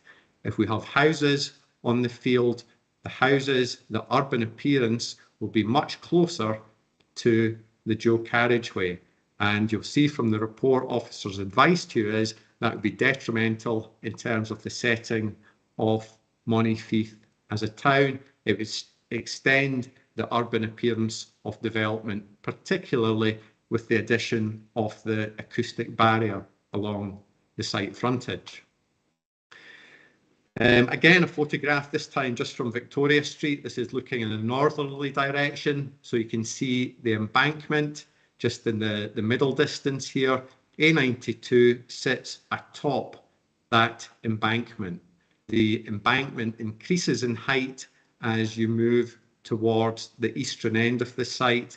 It reduces in height as you come towards the Ethybeaton roundabout. So the indications from our environmental health colleagues is the 1.7 metre high barrier might actually need to be increased in height as you approach off the site itself. This time, an aerial photograph looking from the east in a westerly direction. Application site, as you see, sandwiched between Victoria Street and the A92. You can make out the electricity substation and the cycleway associated with the dual carriageway itself. Cycleway at the moment running through or providing access to the countryside. If the site's developed, we would have housing in this area, and that would change the amenity enjoyed by persons using that cycleway. But certainly at the moment, you can perhaps get the impression this does provide a buffer between the dual carriageway and between the houses that have now been constructed on the land to the south and west of Victoria Street. Again, just a photograph, this time looking in a northerly direction on Victoria Street, the Victoria Grange development located to the left-hand side of the screen.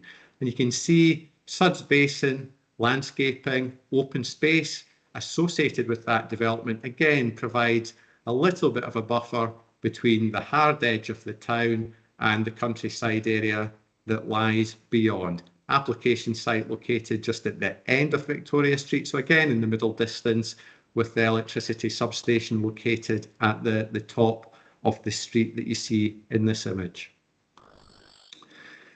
Applicants provided a further indicative layout. You can see this drawing that we have before us. A92 dual carriageway located to the north. So this layout presupposes that we have the acoustic barrier running along the top of the embankment. It shows houses in this area certainly backing on to the cycleway, so not providing natural surveillance of the cycleway. And again, we have houses backing on to Victoria Street. So similar in some respects to the previous proposal that we saw, where there are tensions with the council's design guidance, where really we'd be looking for houses to be addressing the main public streets, very much in the fashion that's taking place within the development to the south, where we have houses fronting onto Victoria Street. And again, pretty much a characteristic of the more attractive parts of Montefieth as a settlement. So you can see an indicative layout. We have the roadway that would serve the development, communal car parking that would be quite a prominent feature within the development, and a Suds Basin located at the very eastern extent of the site. And if I just show you that eastern extent of the site, you can see quite a slope on that. So a fairly significant engineering operation in order to accommodate the Suds Basin within this area. But this is an image looking from the cycle path back in a southwesterly direction. You can see the Victoria Grange properties. Again, you can get an impression that the landscaping, the open nature of the field provides the buffer between the A92 at the right-hand side of the screen and the hard edge of the settlement, the hard edge of the town that lies to the south. So very much development of the site would change that relationship between Montefieth and the A92 itself. And officers' advice to you is that would be a change which would not be a positive change for the setting of Montefieth itself. I want to come back to the local development plan map. I want to emphasise the site is out with the development boundary. In officers' opinion, it's not required to address a shortage in the supply of effective housing land. Development of this site does not support regeneration of brownfield land within development boundaries, either in Montefieth or across other settlement boundaries in the South Angus housing market area. It would result in the loss of prime agricultural land, and in that respect, it's not efficient use of land.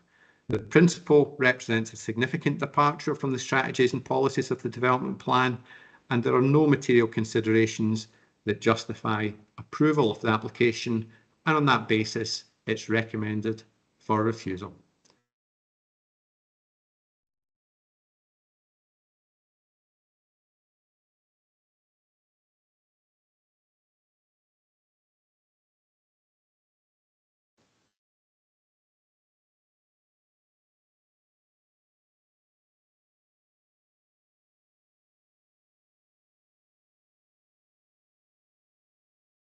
You're on mute, Provost.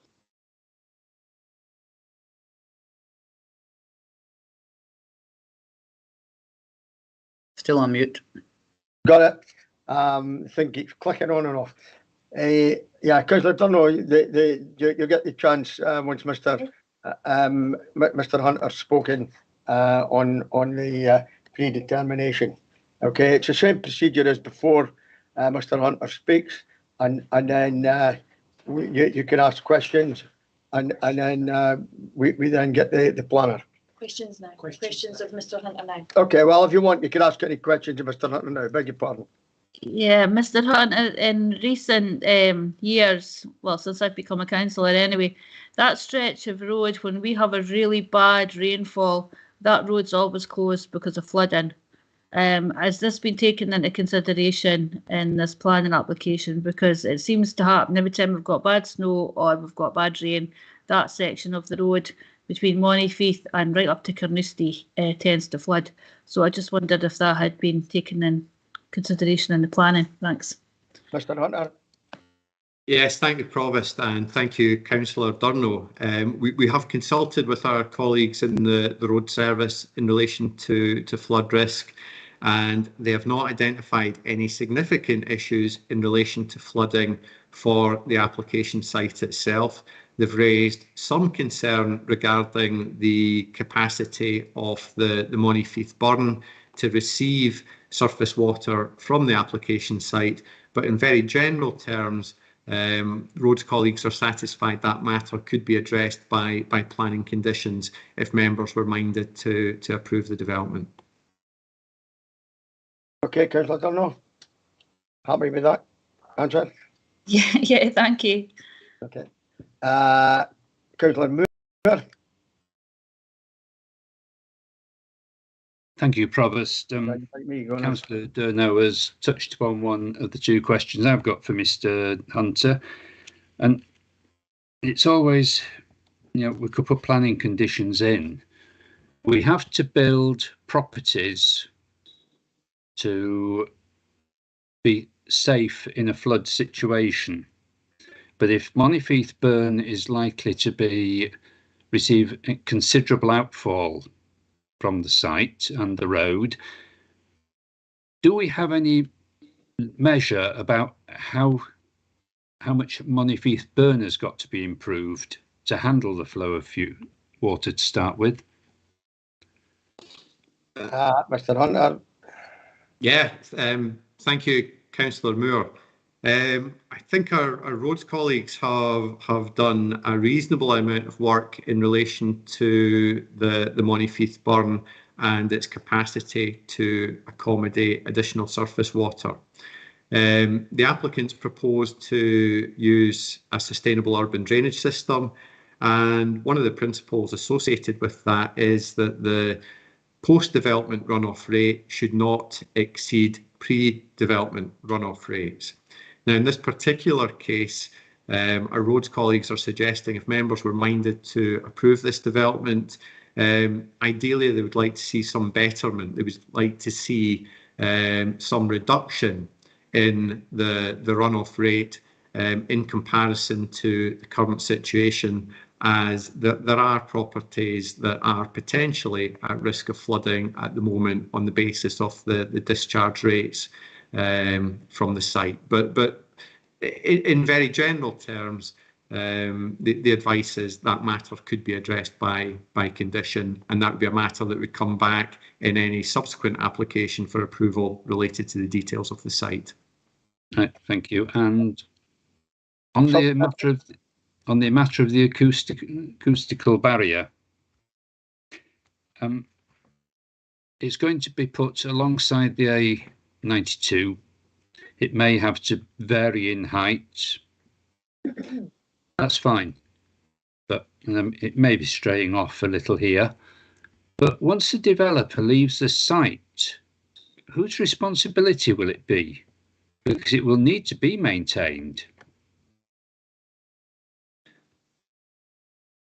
So my advice, Councillor Moore, would be that is largely a matter between the landowner and the developer. The council owns the land, and any ongoing maintenance requirement would be an issue to be resolved through negotiation between the landowner and the developer. I think the more pertinent point is that a barrier of that length of the potential design that we're looking at is something which I would suggest would not be beneficial to the setting or appearance of the town, and that's, I think, the main planning issue in relation to what's before you. Thank you. Thank you very much, Mr. Hunter. Councillor Dunn, your hand's still up. Is that a legacy? No, I'm trying to get rid of it. It seems to have changed from what normal Teams is, and the reactions, it won't go away. So you'll just have to ignore me. All right. Councillor Hans, you had your hand up. Thanks, Provost. If I could just ask you, Mr. Hunter, 330 metres worth of an acoustic barrier on an A road going into one of Angus's borough towns. Is that seen anywhere else? It seems to me that that length of barrier isn't the best approach to one of your towns. Thank you, Councillor Hans, and I would agree. I'm not sure there's much I can say beyond that. There are other examples of fences in and around the Ethy Beaton area. There is a stretch of fence just round about Ethy Beaton Retail Park where the fence has been installed to, I believe, minimise impact from lights from one road on the dual carriageway. And there are examples probably throughout Scotland where fencing and walls have been installed for acoustic reasons to support housing development. In this case, there are perhaps options as to how the visual impact of that could be mitigated, but I do struggle to see how that could be done in this particular instance in a manner that could be regarded as adding positively to the approach to the town. Can I just follow up, Provost, as well? In terms of the report, it said it's likely to be timber or stone construction. Is there any other sort of biodiversity type approaches that could be taken to that as well, or does that just hinder visibility even further as well? I can't get my head around that length of barrier, I have to say. It's maybe just me, but I'm struggling to see how that would be attractive to the entry to a borough town. Thank you again, Councillor Hans. I think that there are examples of things like willow fencing that's been, I was going to say, successfully used in Montrose. I think that the success of it is maybe less assured than we would perhaps like. I think there have been issues with its maintenance and its survival, but certainly willow hedging woven effectively to create a fence can perform as an acoustic barrier. There is potentially scope for some landscaping, some planting to be introduced along with the hedge. The difficulty is it's at the top of a fairly steep embankment, so than a barrier with a fairly narrow footprint is going to be difficult to achieve. But the applicant's agent is in attendance and is speaking and might be in a position to share some thoughts as to how that could be done in an environmentally appropriate manner. Okay, Councillor Hans. Thank you very much, Mr. Hunter. There'd be no objectors or supporters. I'll now ask on Mr. David Wardhope to give a presentation for 5 minutes and maybe answer some of the questions that have been raised by the councillor. Okay, Mr. Wardhope. Thank you, Provost. Good afternoon, councillors. Thank you for the opportunity to talk to you this afternoon about this planning application. If you're going to allow more land for new homes, including affordable homes, Monifeith as a Tier 1 settlement must be first in line, followed by Tier 2 settlements, and then finally Tier 3 settlements, such as Carnoustie. This hierarchy is confirmed within the officer's report in front of you today. You've had a lot of information in respect of the complex evolving housing land supply position in South Angus, and you may be relieved to know I'm not intending to forensically examine this afternoon. Instead, I'd like to pick up on a few things these reports don't say, and which I hope you will agree are important to your consideration of this planning application. Firstly, the replacement LDP is already overdue, and it's not expected to be adopted until 2024-25 at the earliest. This creates a policy vacuum exacerbated by the almost complete and imminent drop-off of any new housing land supply and subject to Pitskelly and Strathmartin sites within the South Angus housing market area until new housing land is allocated in the replacement LDP. This reality is not the fault of the Council. Delays in the implementation of the planning bill have pushed back the timeline for the new LDP. Indeed, credit must go to officers and councillors in their identification and support for the current housing land allocations at Monifeith that have been very successful. With this inherent 3-year delay in getting a new LDP, the Council have placed significant reliance on Pitskelly and in particular in Strathmartin hospital sites, despite the latter being recognised by officers as having not insignificant delivery challenges. It should also be noted that around 10% of the Strathmartin units are affordable, and this is against the Council requirement of 25%. Given the clear demand for new and private and affordable homes in South Angus, the approach being taken by officers seems to be an unnecessarily risky strategy that could undermine the provision of new private and affordable homes. This assessment, along with the retention of site workers and contractor suppliers, is why Taylor Wimpey have submitted this application for a modest extension to the site at the Grange. Approval of the proposals in front of you today will help plug the supply gap that clearly exists.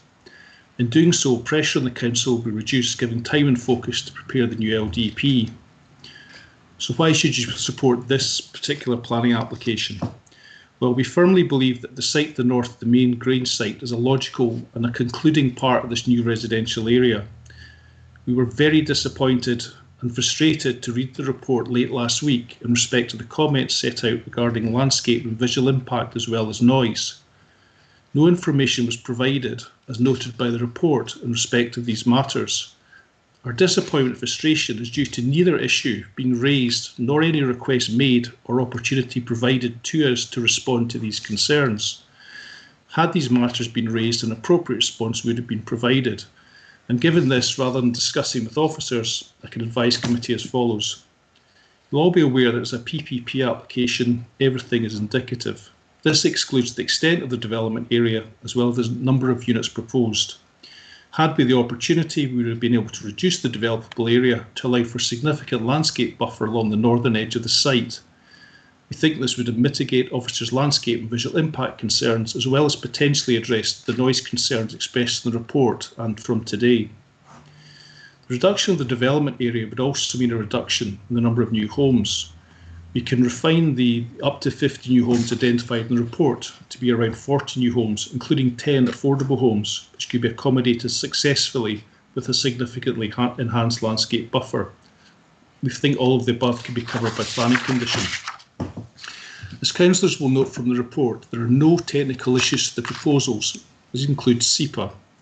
Also, and unlike the proposals at Carnoustie set out in the preceding report, there is no objection from the Community Council and considerably fewer letters of objection. The proposal is for new houses for people who require new homes. There are 164 people currently in Taylor Wimpey's waiting list for this site. The current affordable housing waiting list of 354 applicants for Monifeith alone, as confirmed by Angus Housing Association who support our application, the 10 new affordable homes that can be delivered here are very important to the 10 families who will be given the chance of a new home. Without approving this application, and with the issues regarding the significant delay in the Angus LDP, these new homes will simply not be built. I would therefore conclude by respectfully requesting that councillors fully consider all of the elements of this planning application and my comments today and suggestions as well for resolving the site-specific matters raised in the report before you. Thank you. Thank you very much, Mr. Wardop. Colleagues, you're free to ask Mr. Wardle any questions which are the application. Councillor Moore. Thank you, Provost. Thank you for that presentation. You said that with a PPP application, everything is indicative. Would you not agree that the one thing that is not indicative is it establishes a set figure for housing on that site?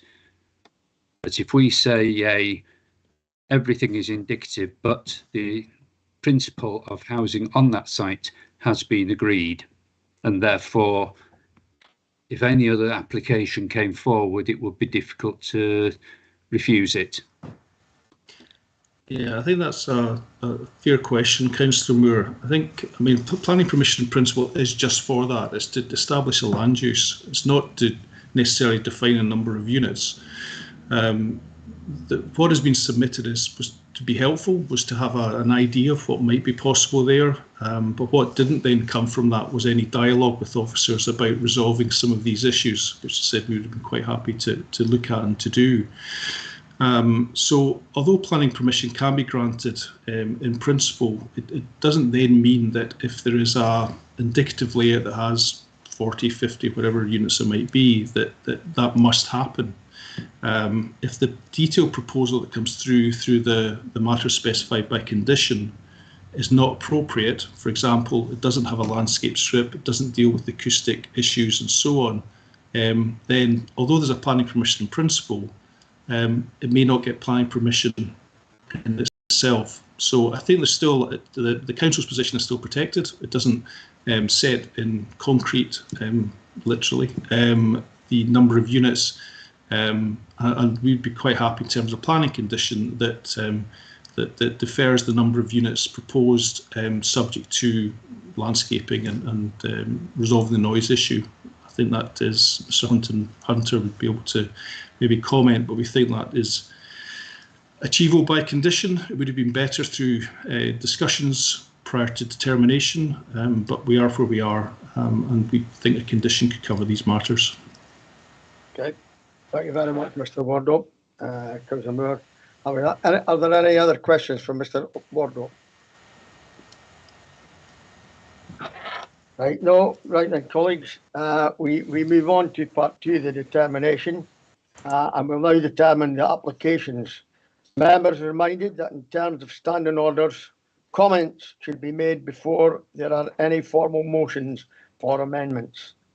Members are also reminded that the terms of any motion or amendment, either to approve or refuse an application, must state the reasons for doing so, which must be based on planning grounds.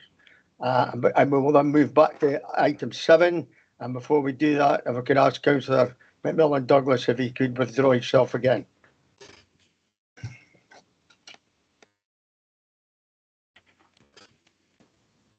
Provost, do you want me to go now? Yes, please. Thank you.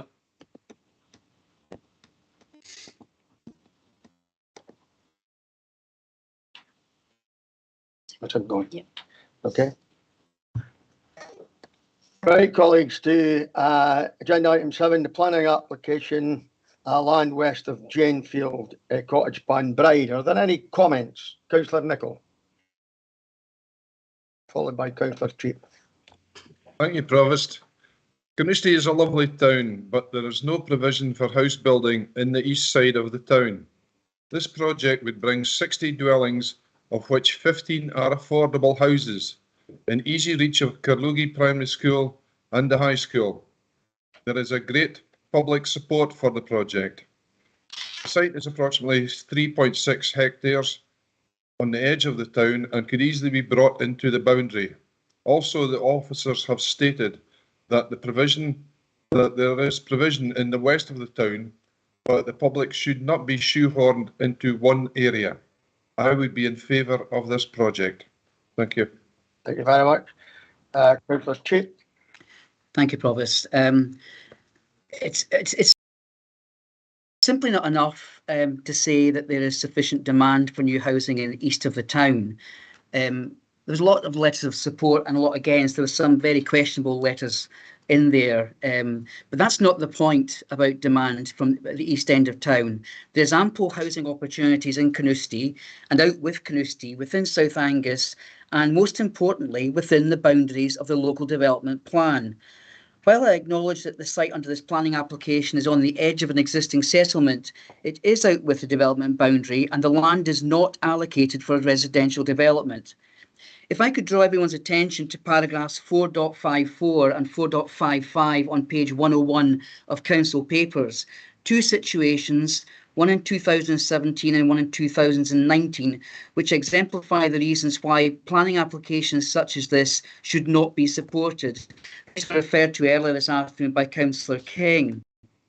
The first one was where planning appeal for building of houses on the other side of the road at Carlogie Road was thrown out by Scottish Minister. The reasons why, if you read through them, you'll see that many of the reasons are appropriate to this application as well.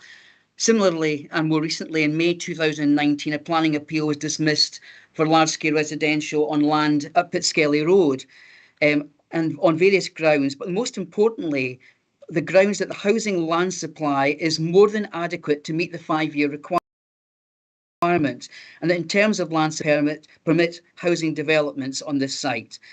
The proposed development would not meet a need that cannot already be met within the development boundary, again appropriate here. And as you've asked for, Provost, the reasons why it should be refused. The proposed development does not gain any support from housing policies TC1 and TC2 of the local development plan. And certainly the loss of prime quality agricultural land does not accord with policy PV20 local development plan. And the proposed development plan does not accord with the plan. So after all of that, so if that's not enough, there are roughly, and excuse me, Mr. Alan Hunter, about this, because I may have added this up wrongly, but there are currently 847 houses planned in the South Angus housing market area within the development boundaries. Of this number, 374 units, 44%, are located in Carnoustie. All sites, either greenfield or brownfield, contained again within the boundaries of the local development plan. This application by Kirkwood Homes does not accord with the local development plan, and it should be refused unless there are material considerations indicating that it should be granted. I have not heard any material considerations today that present such a case, and as such, I would be support recommending refusal of the planning applications. It's worthy of note as well that in all my time being on planning in the last 5 years, this is the first ever application that has come forward with a letter of objection from the Carnoustie medical practice. Also, Carnoustie Community Council voting against the proposals. Now, Carnoustie medical practice don't respond to these things if matters are within the development boundaries. This is out with the development boundary, and for them, clearly one step too far. So, in summary, its time may come, when a new development plan is written and agreed, but that is not for today. And as such, I will support refusal of the planning application. Thank you very much, Chief. Well, I think Councillor Cheap has said everything I was going to say and maybe a wee bit more. I concur entirely with him. This is out with the local development plan. Now, we had a comment from Councillor Nicholl, and it's fair comment, I suppose, that there should be basically a choice of development areas around our boroughs and Carnoustie in particular. But, if we go down that route, well, it really is a case that there's no point in having a local development plan at all. If we wanted to go down that route, then we would zone different areas around different towns, and that's what we would do. And maybe that's something we will do in future. But as for this application, we have a clear indication from our officers that there's adequate supply without this site. That's the clearly stated view of our officers. We have a clearly stated view of the developer that they beg to differ. They think that we do need to develop that, and it needs to be given planning permission now.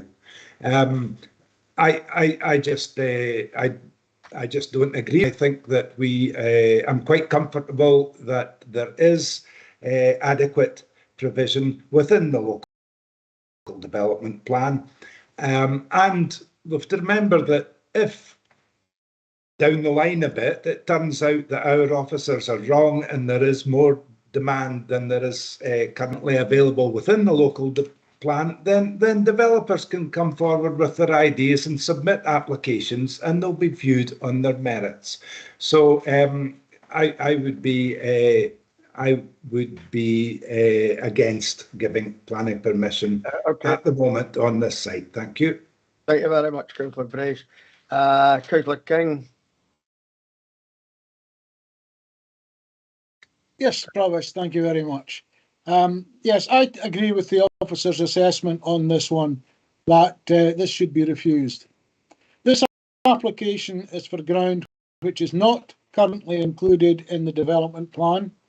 It's the third such application we've had in the past 5 years, and Councillor Cheap and myself have referred to the two previous ones, which were refused by the Council and also refused by the Secretary of State's reporter. How can we possibly now consider granting a planning permission for this site, which is also out with the development plan, to the loss of the previous two? I think what we have to put in our minds is just how much as a town, the Carnoustie town, has grown over the past 50, 60 years. It's never stopped growing.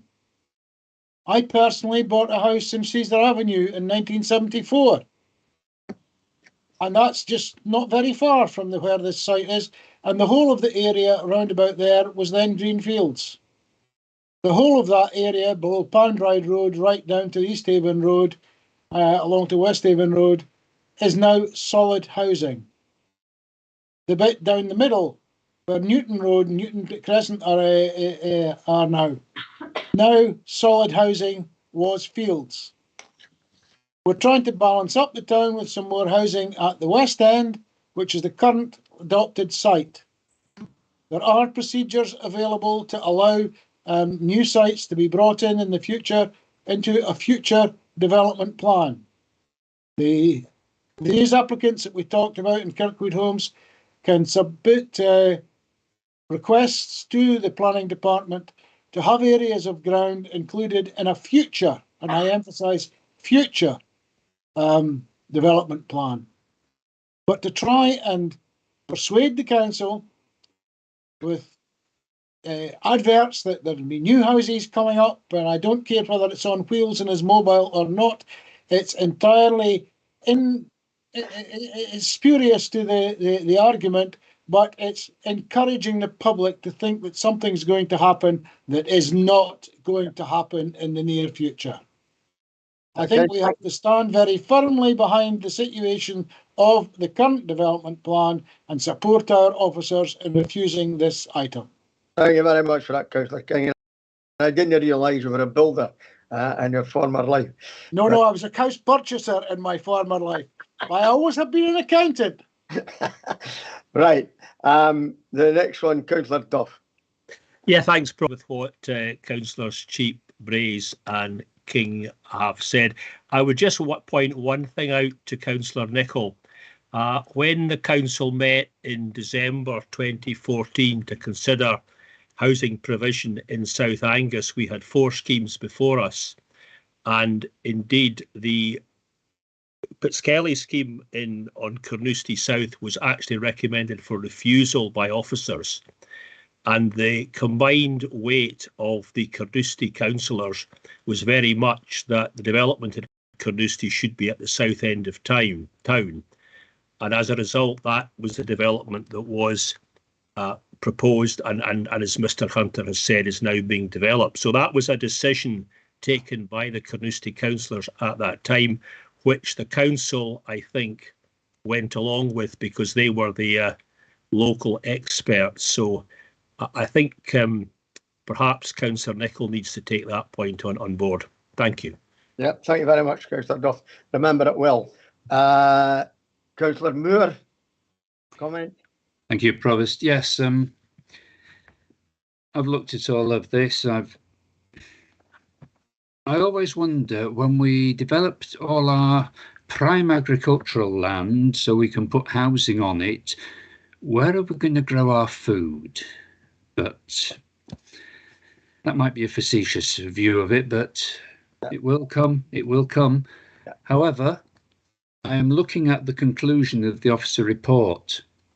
Contrary to policies 1 and 4 of TAY Plan, policies DS1, TC1 and TC2 of our local development plan, contrary to policy 9 of TAY Plan and policy PV20 of the Angus local development plan, contrary to policy 2 of TAY Plan and policy DS3 of Angus local development plan.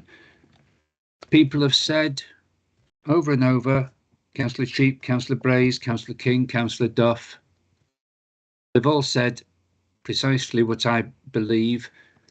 I would simply say that I think the officer got it totally right in the reason 5, where he said the proposal does not represent sustainable development in terms of Scottish planning policy and is not consistent with its policies, as it would involve development of prime quality agricultural land in circumstances where that is not justifiable.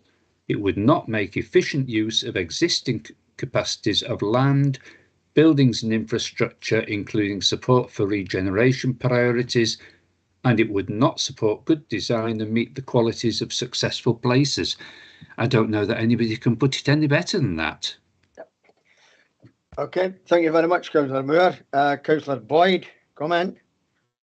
Thank you, Provost. Yeah, all very good comments by everyone here. I was going to finish off with the finally, but I'm now going to start with that. And it really sort of helps Councillor Nicholl with this idea that there are lots of people for it. It's thank you for interrupting me and stopping me making the comments when I was about the billboard, but that was the reason why the billboard has had so many, the 650 respondents and so many 57 people interested. That board did not help the situation, but it did make sure that lots of people got a lot of interest. This leads on that there clearly isn't as many people supporting it as opposing it. If you look through all the reports, all the pages and pages of it, there are loads of people putting up their comments, basically just saying, I support it, not giving any reasons why I support it. So, you know, there are far more, and therefore finishing off, let's look at some of these. Page 248, Mrs. Venables is really worried about the first class 1 agricultures, as were many others. So it's really good that we're looking at these, making sure we're not taking away green spaces, and that there are, as mentioned by Mr. McHugh, spaces that can be developed in our town to therefore enhance our high street, not becoming a dormitory town any more than it is, with the exodus every morning from people going to Dundee or other cities throughout the town. If we look at page 223, that's all to do with the infrastructure. There was many comments about the infrastructure and the town can't cope with the infrastructure. But I did note that one lady on page 223, and this is a good example, as there is currently no local access to a fully operational refuge and recycling centre. We know why that happened. Well, the health centre have complained about it, and there are many comments about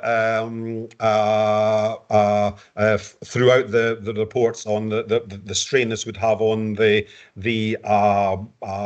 health centre. The community council are against it. After them all making all these corresponding and schmoozing the community council, they again are against this. So, you know, I think there is afternoon, and but there are lots of things. But I would certainly be recommending what the officers are saying here, and that we refuse this application at the present time. Thank you very much, Councillor Boyd. And I would agree with what's been said about the agricultural land. We're living in an age just now where we're going to have to start growing more food, particularly what's going on in Europe. And one farmer at a community council I attended last week made a plea to me to make sure that was got across. So you're bang on there. Councillor Fotheringham.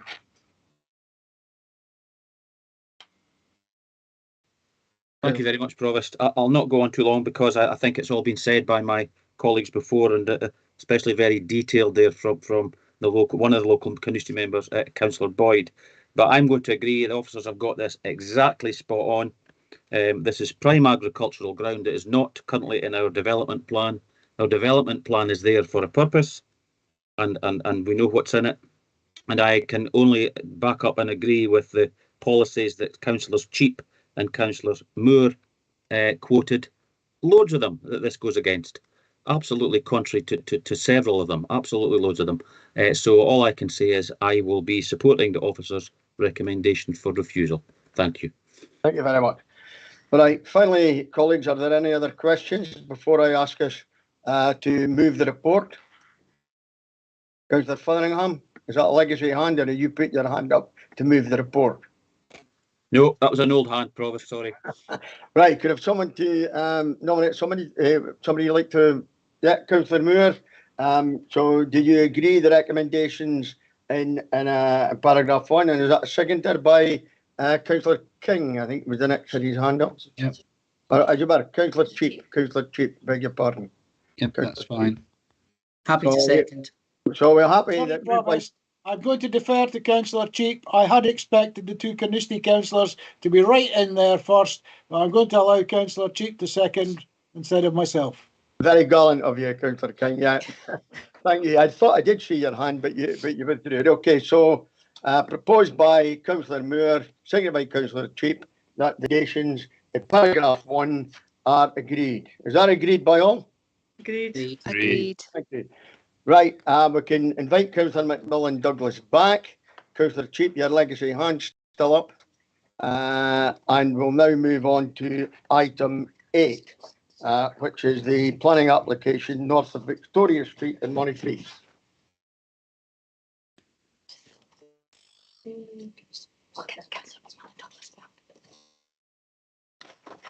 We're just trying to get hold of Councillor McMillan Douglas.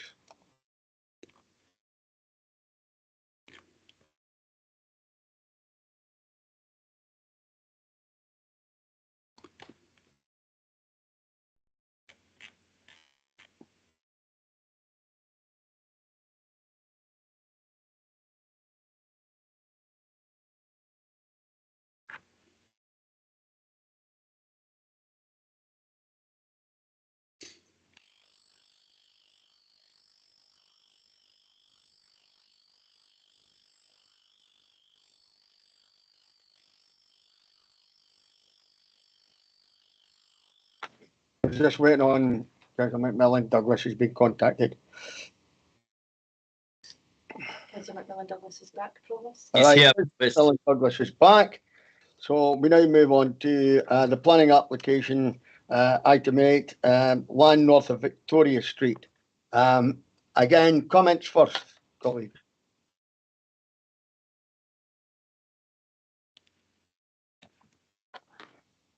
Okay. We've got a hand up, Councillor King, followed by Councillor Whiteside. Councillor King. Yeah, you're on mute.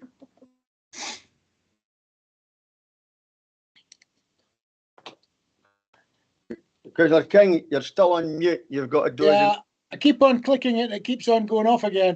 I'm sorry about that. I just got to say, I expected the Carnoustie Council, the Montefiore councillors to come in, but I got in first, I would say. Again, this is an application which is well premature. It's not in the development plan at the moment. In fact, the company that's put it in has a very large tract of land in that development plan which they're currently developing. As I said before, there are procedures whereby they can make application to our officers to have that land included within the development plan for the future. But I'm not convinced it's an area that should be developed in terms of its location alongside the A92. It's a very narrow strip of land. I used to remember it with a great dip at the roundabout end, There was a track down there, and there was an old abandoned car down there for a while. And there was a very steep slope down to that. They must have built up the land quite considerably when I look at it in current terms. But no, I think this is, again, a situation where we agree 100% with the officers. I'm just looking down page 309 in the conclusion and all the policies it breaches. And Councillor Moore has already indicated the final sentence. The proposal does not represent sustainable development in terms of Scottish Government planning policy, not consistent policies, etc., etc., etc.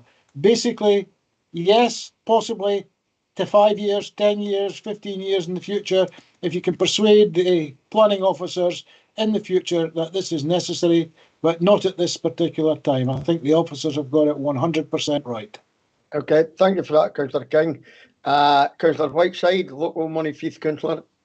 Thank you, Provost. Actually, Councillor King has said a lot of what I plan to say. The site's out with the development plan. It's actually a poor location. It doesn't look like a site that would be very popular for people to stay in anyway. There's several with the site. Councillor Hans has mentioned the fencing required. And really, there's no compelling reason for granting this application, and I would concur with the officer's recommendations here. Okay. Thanks very much, Councillor Whiteside. Councillor Hans. Sorry, I beg your pardon. It was Councillor Fotheringham first. Councillor Fotheringham, then Councillor Hans. I think it's Councillor Moore, Provost. It's my number one anyway. All right, okay. I beg your pardon. Sorry, Councillor Moore, beg your pardon. Thank you, Provost. Yes, a planning policy in principle, as I said earlier, it creates a precedent because it says we agree that this should be residential. And I don't think that that's a correct assessment of this site. If it goes for residential, it goes for residential through the development plan, not because somebody wants to extend onto it.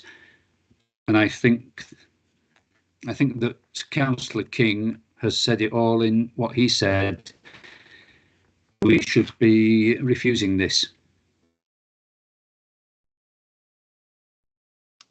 Okay, thank you very much, Councillor Moore. Councillor Hans, you're number 2. Sure it wasn't. No, you're on my clock. You're number 2. Oh, right. Okay. Thank you very much. Just wanted to check. Yeah. I mean, I just agree with what everybody's said so far as well. And as I said earlier, I can't get my head round the acoustic barrier as much as anything else. Even if there was less numbers of houses on the site, there still needs to be that acoustic barrier. And that's notwithstanding the fact that we've not identified any reasons to go against planning policy in terms of the available housing land that's available until 2028 and the number of units that have already been built with the provision for additional units to be built. I can't see anything at all that would suggest that we could go against the requirements of the legislation in terms of the Town and Country Planning Scotland Act Section 25 either. And I think 2 practical things for me, in addition to the fact that it would then start to designate this piece of land for housing in future development plans and acoustic barrier. But the 2 things that concern me the most as well is at paragraph 6.10 in the report, when it looks at the comments from the medical centre and money fief as well. And although there wouldn't be any provision in terms of Section 75 for additional GPs, you could only look at extending the building. But the reality we live in at this moment in time is attracting people to general practice is really, really difficult. So were we able to get an additional, an enlarged building to accommodate additional GPs, we just can't get the GPs. And Moneyfief Medical Centre has a huge demand on its staff as it is. So that would be a big concern to me. The other concern I have as well, and I remember in 2014 when we had the Barrett application, which I think was wanting to develop land just north of Ashlady Hospital, but going east. And it was this suburbanisation issue again, and it was out with the boundary, a development boundary as well. It just really concerns me. At the time, we were about to spend £50 million on a brand new school for money fee, and we've been told that the design envelope of this school is relatively prescriptive once a formalised design is agreed. And whilst we've got Section 75 provision for just northwards of £6,000 per pupil, I think if we start to see the east creep within Moneyfief and the agricultural, using up agricultural land, at what stage do we then see Moneyfief High Schools become too small again? Because we've not just got Moneyfief pupils to be thinking about, we've got the wider Moneyfief and Sidlaw catchment areas as well. We're already seeing an increase in house building across the South Angus housing area, so we will potentially have other pupils going to Moneyfief from there as well. So I cannot see any justification to go against policy that would be a justified reason for doing so. So I would certainly be supporting the recommendations in the report and going for refusal. Okay, thank you very much for that, Councillor Hans. Councillor Fotheringham. Thank you, Provost. Provost, I don't really have much more to say than my, in particular, my two Moneyfief colleagues, other than to agree exactly with everything that they've said. This is out with our development plan. It's 2.5 hectares of prime agricultural land that we will lose if we allow this to go ahead. And as Councillor Cheap quoted, and with the Panbride application, this particular application is contrary to policies 1, 4 and 9 of TAY plan and DS1, TC1, TC2, PV6 and PV20 of the Angus Local Development Plan. Far too much contrary to policies, so I'm going to wholeheartedly agree with the officers and go with refusal. Thank you. Colleagues, are there any other comments? We move to the determination who would be willing to move the recommendation in paragraph 1. Councillor Fotheringham is mover, a seconder. Yes, I'm happy to move the report, Provost. Thank you. I've got you up as one, and I've seen Councillor Hand put her hand up. So it's up slightly before you, Councillor Whiteside, sorry. That's absolutely fine. I'll concur to Councillor. Yeah, but move by, proposed by Councillor Fotheringham and seconded by Hans that the recommendations, paragraph 1, are agreed. Is that agreed by all? Agreed. Colleagues, thank you very much. Hopefully see some of you tomorrow, those you can manage. And if there's anyone interested, Haley, one of the Forfar gold medal winners at the Olympics, there is she's sort of appearing at the Forfar ice rink tomorrow night, and if anybody wants to go, 6:30 p.m. tomorrow night, I'm sure she'd be delighted to see you all. Okay, thank you very much. Thanks, Provost. Thank you.